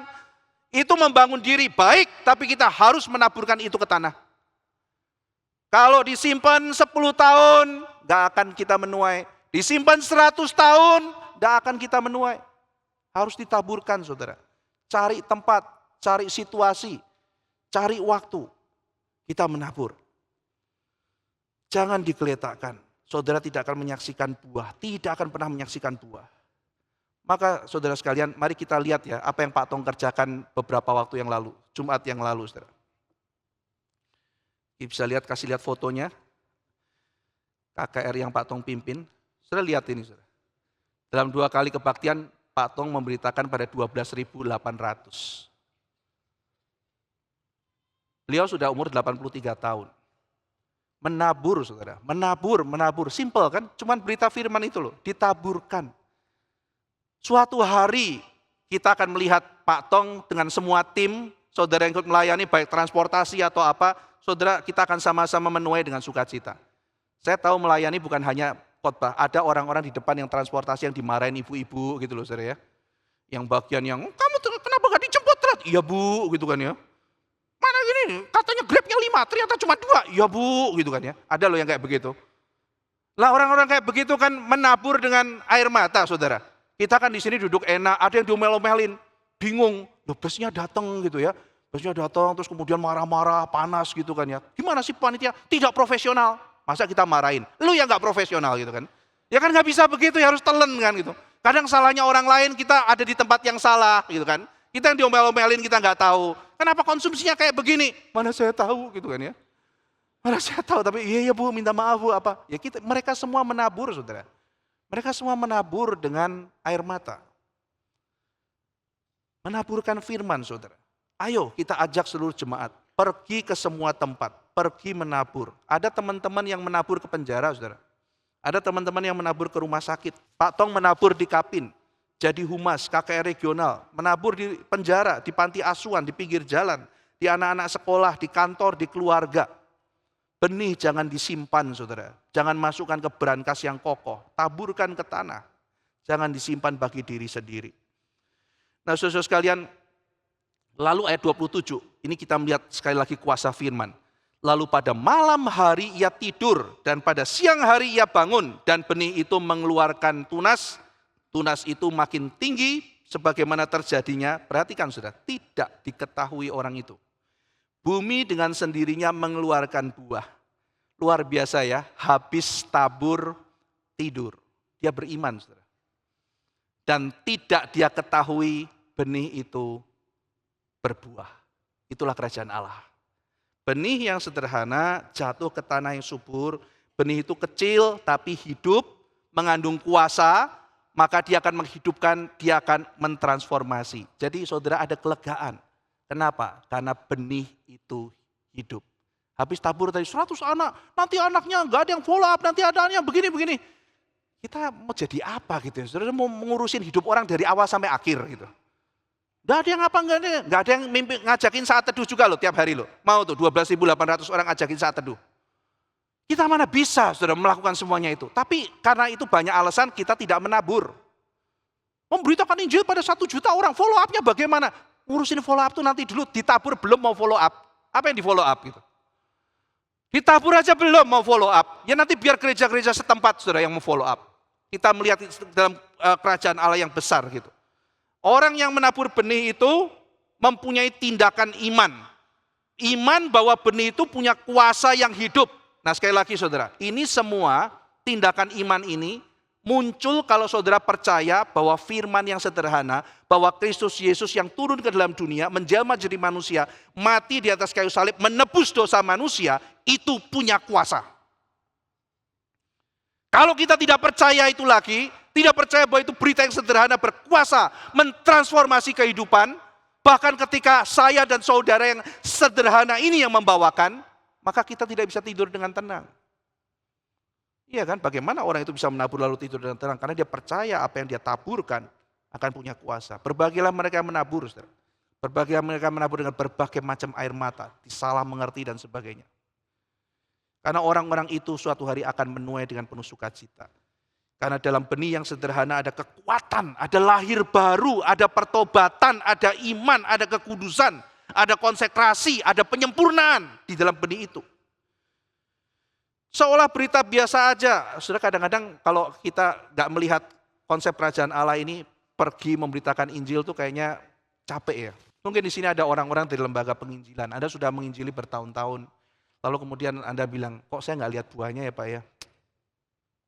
Pergi terus memberitakan Injil, hidup susah. Apakah apa yang saya lakukan ini sesuatu yang benar? Anda melayani di tengah-tengah mahasiswa, melayani di tengah-tengah anak-anak pelajar. Anda terus menaburkan benih. Dan Anda pikir, apakah apa yang saya kerjakan ini benar? Seolah berita ini biasa, tidak ada yang spesial. Tapi Alkitab mengatakan bahwa berita dari Tuhan itu adalah berita yang bukan bikinan manusia. Yohanes mengatakan apa yang saya beritakan pada kamu ini sudah ada sejak semulanya. Bukan kreasi Yohanes, bukan kreasi para rasul, tetapi adalah berita yang asalnya dari Tuhan sendiri. Sang petani tidak gelisah menanti masa panen. Ia menabur dan dengan tenang berdiam di malam hari, tidur dengan nyenyak.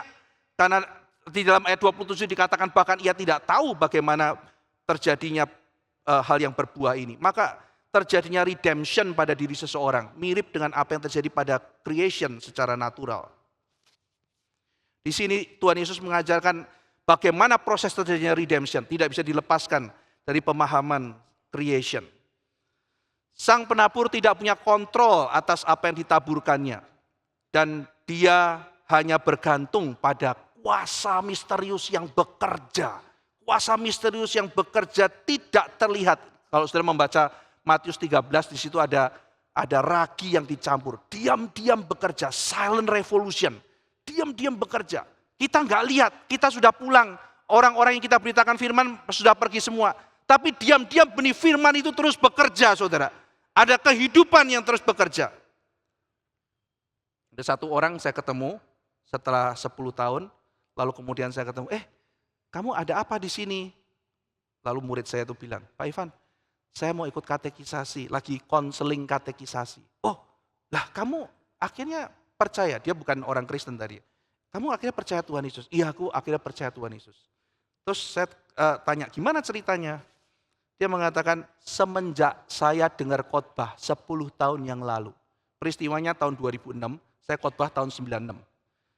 Semenjak saya dengar khotbah Pak Ivan tahun 96, 10 tahun yang lalu. Saya terus pikir dan itu menggelisahkan. Saya dan tidak pernah ketemu dia.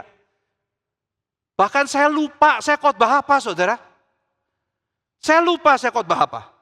Dia yang ingatkan saya. Waktu itu Pak Ivan cerita gitu loh. Kita kalau berbuat dosa satu, berbuat baik satu. Berbuat dosa satu, kita berbuat baik satu. Pikir dengan berbuat baik bisa kurangi dosa saya. Tapi Pak Ivan kan waktu itu bilang, mana bisa? Karena pada waktu melanggar satu hukum, melanggar yang lain juga. Saya nyontek, saya berbuat baik untuk nutup nyontek. Tapi nyontek bukan cuma nyontek. Waktu nyontek artinya saya tidak menghormati Tuhan. Waktu nyontek saya menyebut nama Tuhan sembarangan, saya tidak menjadi saksi.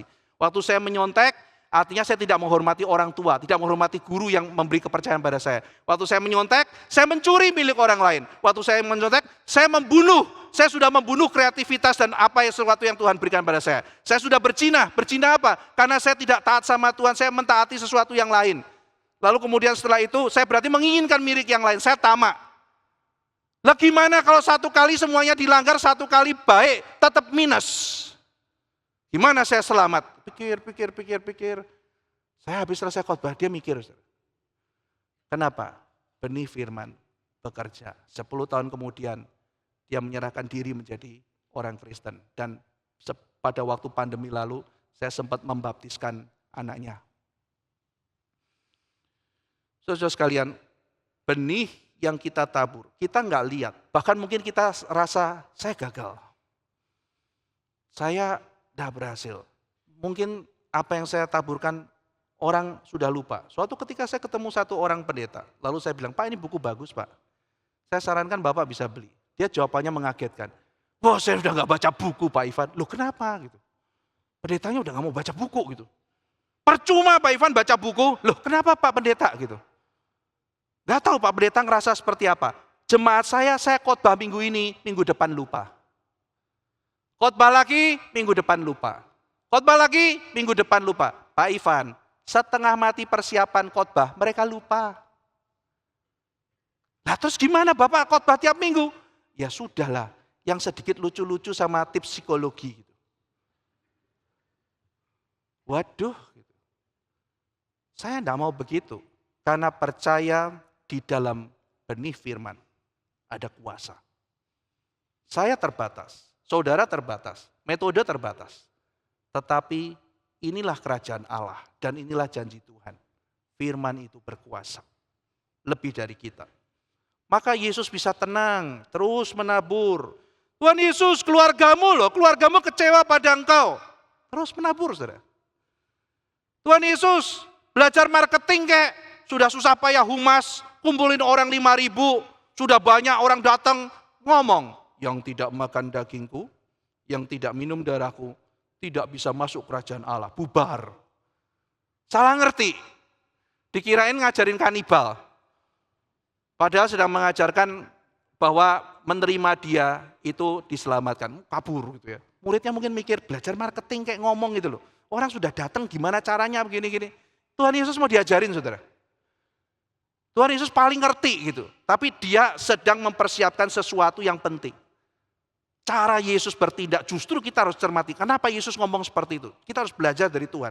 Tapi mereka kasak kusuk, mereka udah bingung.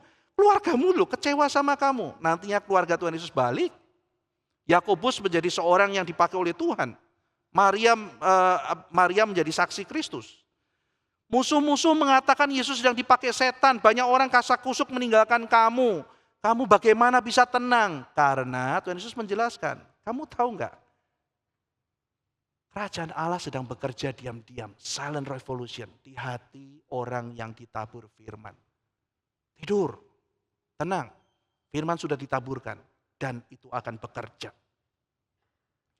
Saudara sekalian, zaman ini penuh dengan keburukan. Seperti Kristus yang menghadapi situasi yang sulit, demikian juga dalam segala zaman kita akan menghadapi zaman yang sukar. Tapi seperti Kristus yang terus menaburkan benih dan tidak putus asa, sedikit pun tidak pernah putus asa. Dia terus menabur di tengah-tengah kesulitan. Demikian kita juga harus menabur di waktu yang jahat ini. Tidak boleh berhenti menabur. Seorang penabur percaya yang ditaburkan benih yang hidup. Seorang penabur percaya bahwa ada kuasa di dalam benih itu. Dan seorang penabur juga bergumul di kamar berdoa, mendoakan supaya benih yang sudah ditaburkan Tuhan pakai. Kita bukan hanya menabur lalu malas-malas, dikatakan seperti ragi, ya ada perempuan yang bikin ragi, ya kan? Saudara tahu roti yang dibikin oleh perempuan itu, kira-kira kalau dibikin tepungnya itu kalau dibikin pizza zaman sekarang, saudara kalau pesan yang big itu 270 loyang pizza. Jadi kerja keras. Oh tabur lalu kerja sendiri. Kalau gitu saya tidur-tiduran, tabur pakai aja rekaman gitu. Enggak saudara, kerja keras menabur. Dan kita akan menuai. Dan penabur itu tidak melakukan hal yang canggih loh saudara. Cuma pergi ke ladang menabur, kata Tuhan Yesus. Dia tidak pakai traktor, tidak pakai benih hasil laboratorium modern, tidak pakai teknologi drone untuk mengontrol cuaca. Cukup benih ditabur. Benihnya tidak perlu dipoles, tidak perlu dikasih emas, tidak perlu dibungkus berlian, tidak perlu kemudian diwarnai. Tidak usah saudara, benihnya sudah itu ditabur. Yang kita lakukan itu cuma menyatakan apa adanya benih itu. Sesetia mungkin memelihara benih yang sejati. Kita tidak perlu membungkus benih itu dengan stand up komedi. Ada orang yang bilang, khotbah zaman sekarang tuh kalau diberitakan orang akan bosan. Maka dia khotbah pakai stand up komedi, saudara. Selamat menghancurkan gereja. Kalau pakai cara itu. Benih itu tidak perlu dibungkus dengan stand up komedi. Benih itu akan menghidupkan orang. Stand up komedi bisa bikin orang tertawa. Tapi stand up komedi tidak punya kuasa untuk menghancurkan dosa. Kecuali benih itu menghancurkan dosa, membawa orang pada pertobatan, membawa orang pada kelahiran kembali, membawa orang berjumpa dengan Allah dan berdamai dengan Allah. Itu kuasa benih. Tidak perlu pakai stand up komedi. Benih itu juga tidak perlu pakai sajak, tidak perlu pakai kata-kata yang indah, tidak perlu drama, tidak perlu visualisasi, tidak perlu sampai sewa singa ke dalam mimbar, saudara. Tidak perlu. Tidak perlu sewa unta. Saudara sekalian unta, coba ini saya bawa dari kebun binatang saudara ya. Ini ontanya ya, onta kayak gini, tidak perlu. Setia beritakan firman itu.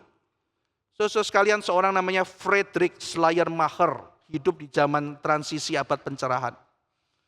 Dia sedih sekali melihat kekristenan dihina, maka dia pikir kita harus beritakan Injil yang sesuai dengan zaman ini. Dia menulis buku On Religion, Speech to its cultural despiser. Dia berbicara kepada orang-orang yang secara kultural menghina kekristenan. Dia mau menjadi seorang apologet untuk akhirnya membela kekristenan. Saudara-saudara sekalian, pada zaman itu ada orang-orang seperti Immanuel Kant yang Pak Tom sudah pernah khotbah. Ketika menghadapi serangan, Immanuel Kant melarikan agama dari wilayah rasio digeser ke wilayah moral. Orang serang, Thomas Aquinas pakai argumentasi kosmologis, pakai argumentasi ontologis, tidak usah. Itu argumentasi yang lemah. Maka kan mengatakan, ya memang lemah karena kamu cuma bermain di wilayah rasio. Atau di dalam istilah Immanuel Kant dalam wilayah verstand. Immanuel Kant menjelaskan pengetahuan itu adalah sensasi indrawi di dalam konteks ruang dan waktu membentuk yang namanya pengalaman. Tahap pengalaman masuk ke dalam otak kita, diproses dengan 12 kategori yang memang sudah bawaan a priori dalam diri kita, menjadi sesuatu yang namanya verstand. Lalu verstand itu, di dalam diri kita ada namanya 3 idea atau vernun. 3 idea ini adalah asumsi dasar kita. Tidak bisa dibuktikan, tapi kalau tidak ada 3 hal ini, kita tidak bisa mengetahui. 3 hal idea ini adalah Allah, saya, identity, dan dunia. Ini 3 hal yang dipertanyakan. Mengenai saya dipertanyakan oleh David Hume. Mengenai dunia dipertanyakan oleh Descartes. Mengenai Allah dipertanyakan semua orang. Maka dia mengatakan pembuktian 3 hal ini bukan karena pembuktian rasional. Karena rasional itu verstand. Justru saya bisa mengerti verstand karena ada vernun. Maka membuktikan verstand membuktikan Fernun pakai Verstan, itu tidak mungkin, wilayahnya beda. Jadi misalnya saudara mengatakan, buktikan saya ada. Wah susah. Ini, loh kamu tahu dari mana kamu nggak sedang mimpi? Kalau kamu sedang mimpi gimana? Lah ya tapi ini, itu kan badanmu. Kamu tuh bukan badanmu kan, kamu tuh apa? Dari mana membuktikan ada saya? Bagaimana membuktikan ada dunia? Iya kan? Nah akhirnya pada waktu itu Descartes cuma bilang, ya saya cuma ada satu kepastian, aku berpikir maka aku ada. Maka kepastian itu ada karena aku sedang berpikir. Meskipun aku ragu, pasti ada aku yang sedang berpikir. Tapi aku tuh apa? Aku tuh ya pikiranku. Karena aku nggak bisa membuktikan tubuhku, hanya bisa membuktikan pikiranku ada. Pikiranku, aku tuh siapa? Maka aku ragu membuktikan pikiran ada. Pikiranku pun susah. Jadi meskipun aku tidak bisa dibuktikan, kalau nggak ada aku, semua jadi nggak masuk akal. Misalnya ya orang debat, aku tuh nggak ada. David Hume yang ngomong siapa? Aku. Nah itu. Tapi aku udah ada, itu kan hanya diasumsikan ada. Yang ngomong siapa? Aku. Aku ada. Jadi aku, Allah, dunia itu tidak bisa dibuktikan. Tapi justru segala sesuatu menjadi masuk akal dan terbukti karena ada 3 ide itu. Maka membuktikan Allah di wilayah rasio nggak bisa. Dia geser Allah itu di wilayah moral. Kan menggeser agama dari rasio diselamatkan ke wilayah moral. Hegel sebaliknya, agama itu totally rasional. Yang benar adalah yang rasional. Allah adalah roh absolut dan sepenuhnya rasional. Nah di tengah-tengah itu Schleiermacher bingung, saya mesti gimana ya? Aku juga nggak kayak Hegel, aku juga nggak kayak Kant, jadi agnostik gitu. Aku masih ada Tuhan-Tuhannya, masih ada Yesusnya. Gimana ya? Oh iya, maka dia bilang, agama bukan, dia pakai pendekatan filsafat romantik. Saya akan larikan agama dari wilayah rasio menuju ke wilayah perasaan. Feeling of absolute dependency. Wah mulailah dia tulis. Saudara. Dia adalah teolog yang Yahud. Filsuf hebat. Saudara kalau ambil mata kuliah filsafat hermeneutik, Anda akan belajar orang-orang seperti Dilthey, orang-orang seperti Gadamer, Heidegger, Rorty, lalu kemudian Anda akan belajar orang-orang seperti Ricoeur, orang-orang seperti Derrida. Tapi nomor 1 sebelum belajar semuanya itu, saudara akan belajar seorang teolog justru. Namanya adalah Schleiermacher. Itu nomor 1 dipelajari sebagai bapak filsafat hermeneutik. Tetapi saudara di belakang kehebatannya, kecanggihannya, menarik saudara mempelajari hermeneutik Schleiermacher sangat berguna juga, ada gunanya juga. Lalu kemudian juga sangat detail dan sangat menggugah. Tetapi yang luar biasa adalah dia berhasil mengosongkan gereja dengan liberalismenya. Saya mau berbicara supaya orang bisa menerima kekristenan. Saya mau membuat supaya Injil jadi lebih canggih, bisa diterima. Oke? Hebat, hebat. Sumbangsih ada. Pemikiran hebat, hebat. Siapa yang nggak ngakuin baca bukunya, saudara akan angkat topi orang hebat. Sumbangsihnya ada dalam dunia. Orang apapun mesti harus mau bicara mengenai hermeneutik harus baca Schleiermacher. Tapi apa hasilnya buat gereja, saudara? Berapa banyak gereja kosong karena liberalisme? Injil itu, saudara, taburkan saja. Memang seperti itu, sederhana, tanpa polesan, tapi setia dan indah. Kita kabarkan. Benih itu akan tumbuh, saudara, dari kecil menjadi pohon. Dikatakan akan menjadi pohon yang besar dalam bagian lain. Menarik, saudara ya, akan menjadi pohon yang besar. Saya akan tutup dengan itu, saudara. Saya akan tutup dengan pohon yang besar itu. Biji sesawi itu akan tumbuh dan menjadi pohon yang besar. Saudara, pada waktu di dalam kitab Daniel, pasal keempat, dicatat Nebukadnezar dijadikan Tuhan pohon yang besar, menjulang sampai langit. Lalu burung-burung akan berteduh di bawahnya. Di dalam kitab Yehezkiel pasal 31 dikatakan, Fir'aun dijadikan besar oleh Tuhan. Seperti pohon menjulang ke langit. Lalu kemudian di situ burung-burung bernaung di bawahnya. Sekarang Tuhan Yesus bicara hal yang sama. Apa yang Yesus mau katakan? Ingat, ada 3 kerajaan bukan? Yang pertama kerajaan Nebukadnezar, Babel, besar. Seperti pohon yang besar. tapi pohon itu ditebang karena kesombongannya. Yang kedua, pohon Fir'aun yang menjulang ke atas ditebang juga oleh Tuhan. Kenapa kata Yeskel?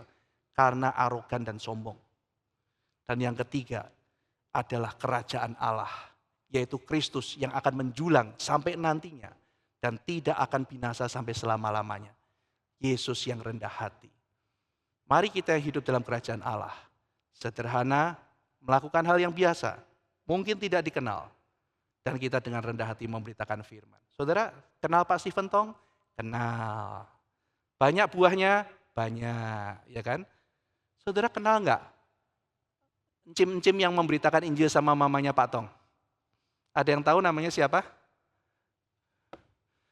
Saudara, waktu encim itu pergi lalu memberitakan Injil sama mamanya Pak Tong pakai hermeneutikanya Slayer Mahar enggak, saudara?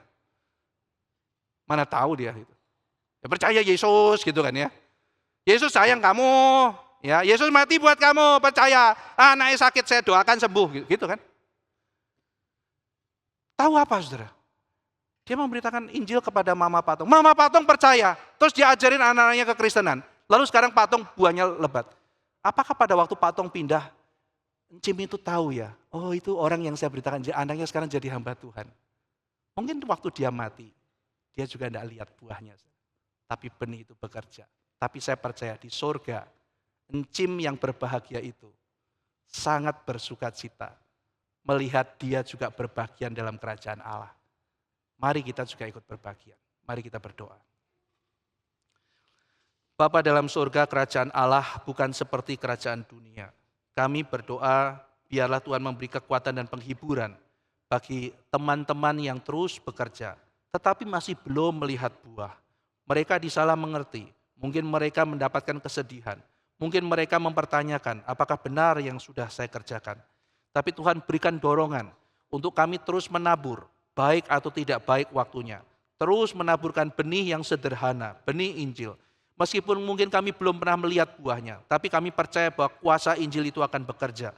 Dan berikan kami kerendahan hati, karena pohon yang palsu seperti pohon Babel, dan pohon yang Tuhan izinkan berdiri dari Mesir, akhirnya ditebang karena arogansinya. Tetapi Kristus berdiri tegak selama-lamanya, karena Kristus rendah hati. Dan biarlah kami belajar rendah hati dan lemah lembut seperti Engkau bekerja dalam ladang Allah. Terima kasih ya Tuhan, dalam nama Tuhan Yesus kami berdoa. Amin. Mari kita bangkit berdiri, kita akan mengikrarkan pengakuan iman rasuli. Aku percaya kepada Allah, Bapa yang Maha Kuasa, Khalik langit dan bumi, dan kepada Yesus Kristus, anaknya yang tunggal Tuhan kita, yang dikandung dari Roh Kudus, lahir dari anak darah Maria, yang menderita sengsara di bawah pemerintahan Pontius Pilatus, disalibkan, mati dan dikuburkan, turun ke dalam kerajaan maut. Pada hari yang ketiga, bangkit pula dari antara orang mati, naik ke surga, duduk di sebelah kanan Allah, Bapa yang Maha Kuasa, dan dari sana Ia akan datang untuk menghakimi orang yang hidup dan yang mati. Aku percaya kepada Roh Kudus, gereja yang kudus dan am, persekutuan orang kudus, pengampunan dosa, kebangkitan tubuh, dan hidup yang kekal. Amin. Silakan duduk. Kita akan menyanyikan lagu nomor 4, Pakai Hidupku Ini, dan kita akan memberikan persembahan, serta saya menyerahkan waktu selanjutnya kepada Pendeta Ivan Adiraharjo. Lagu nomor 4, Pakai Hidupku Ini. Di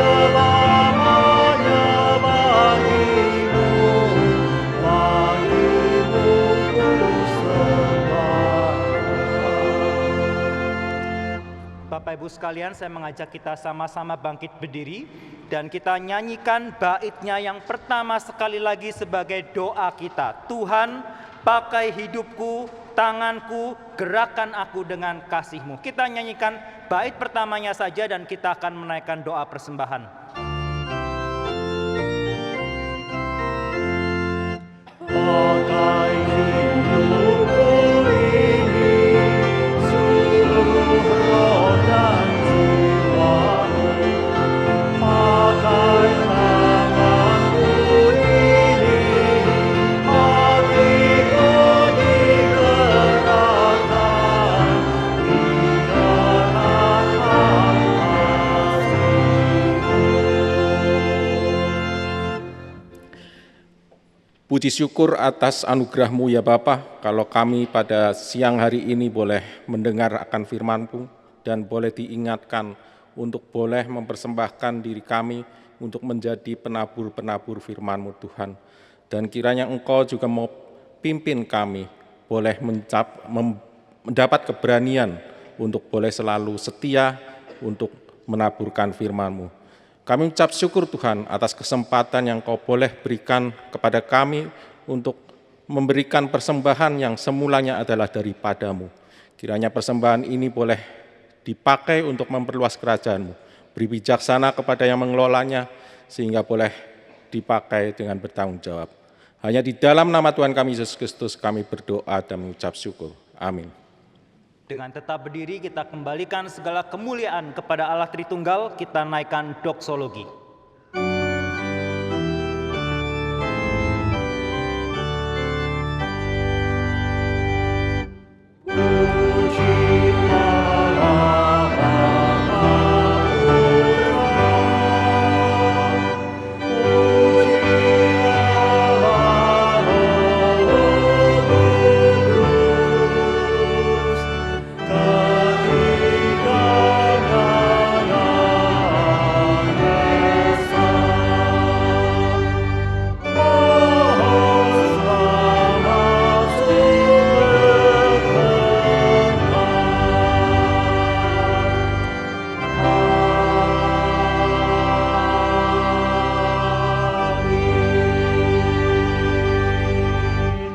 Jemaat yang dikasihi Tuhan, arahkanlah hatimu kepadanya dan pulanglah dengan membawa berkat darinya. Tuhan memberkati engkau dan melindungi engkau. Tuhan menyinari engkau dengan wajahnya dan memberi engkau kasih karunia. Tuhan menghadapkan wajahnya kepadamu dan memberi engkau damai sejahtera.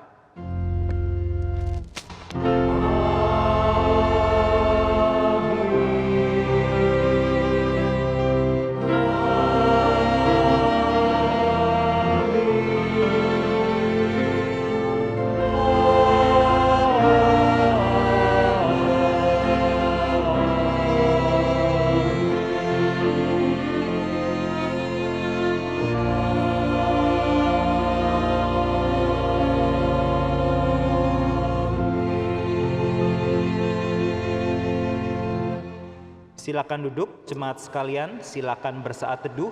Kebaktian kita selesai, selamat hari Minggu dan Tuhan memberkati.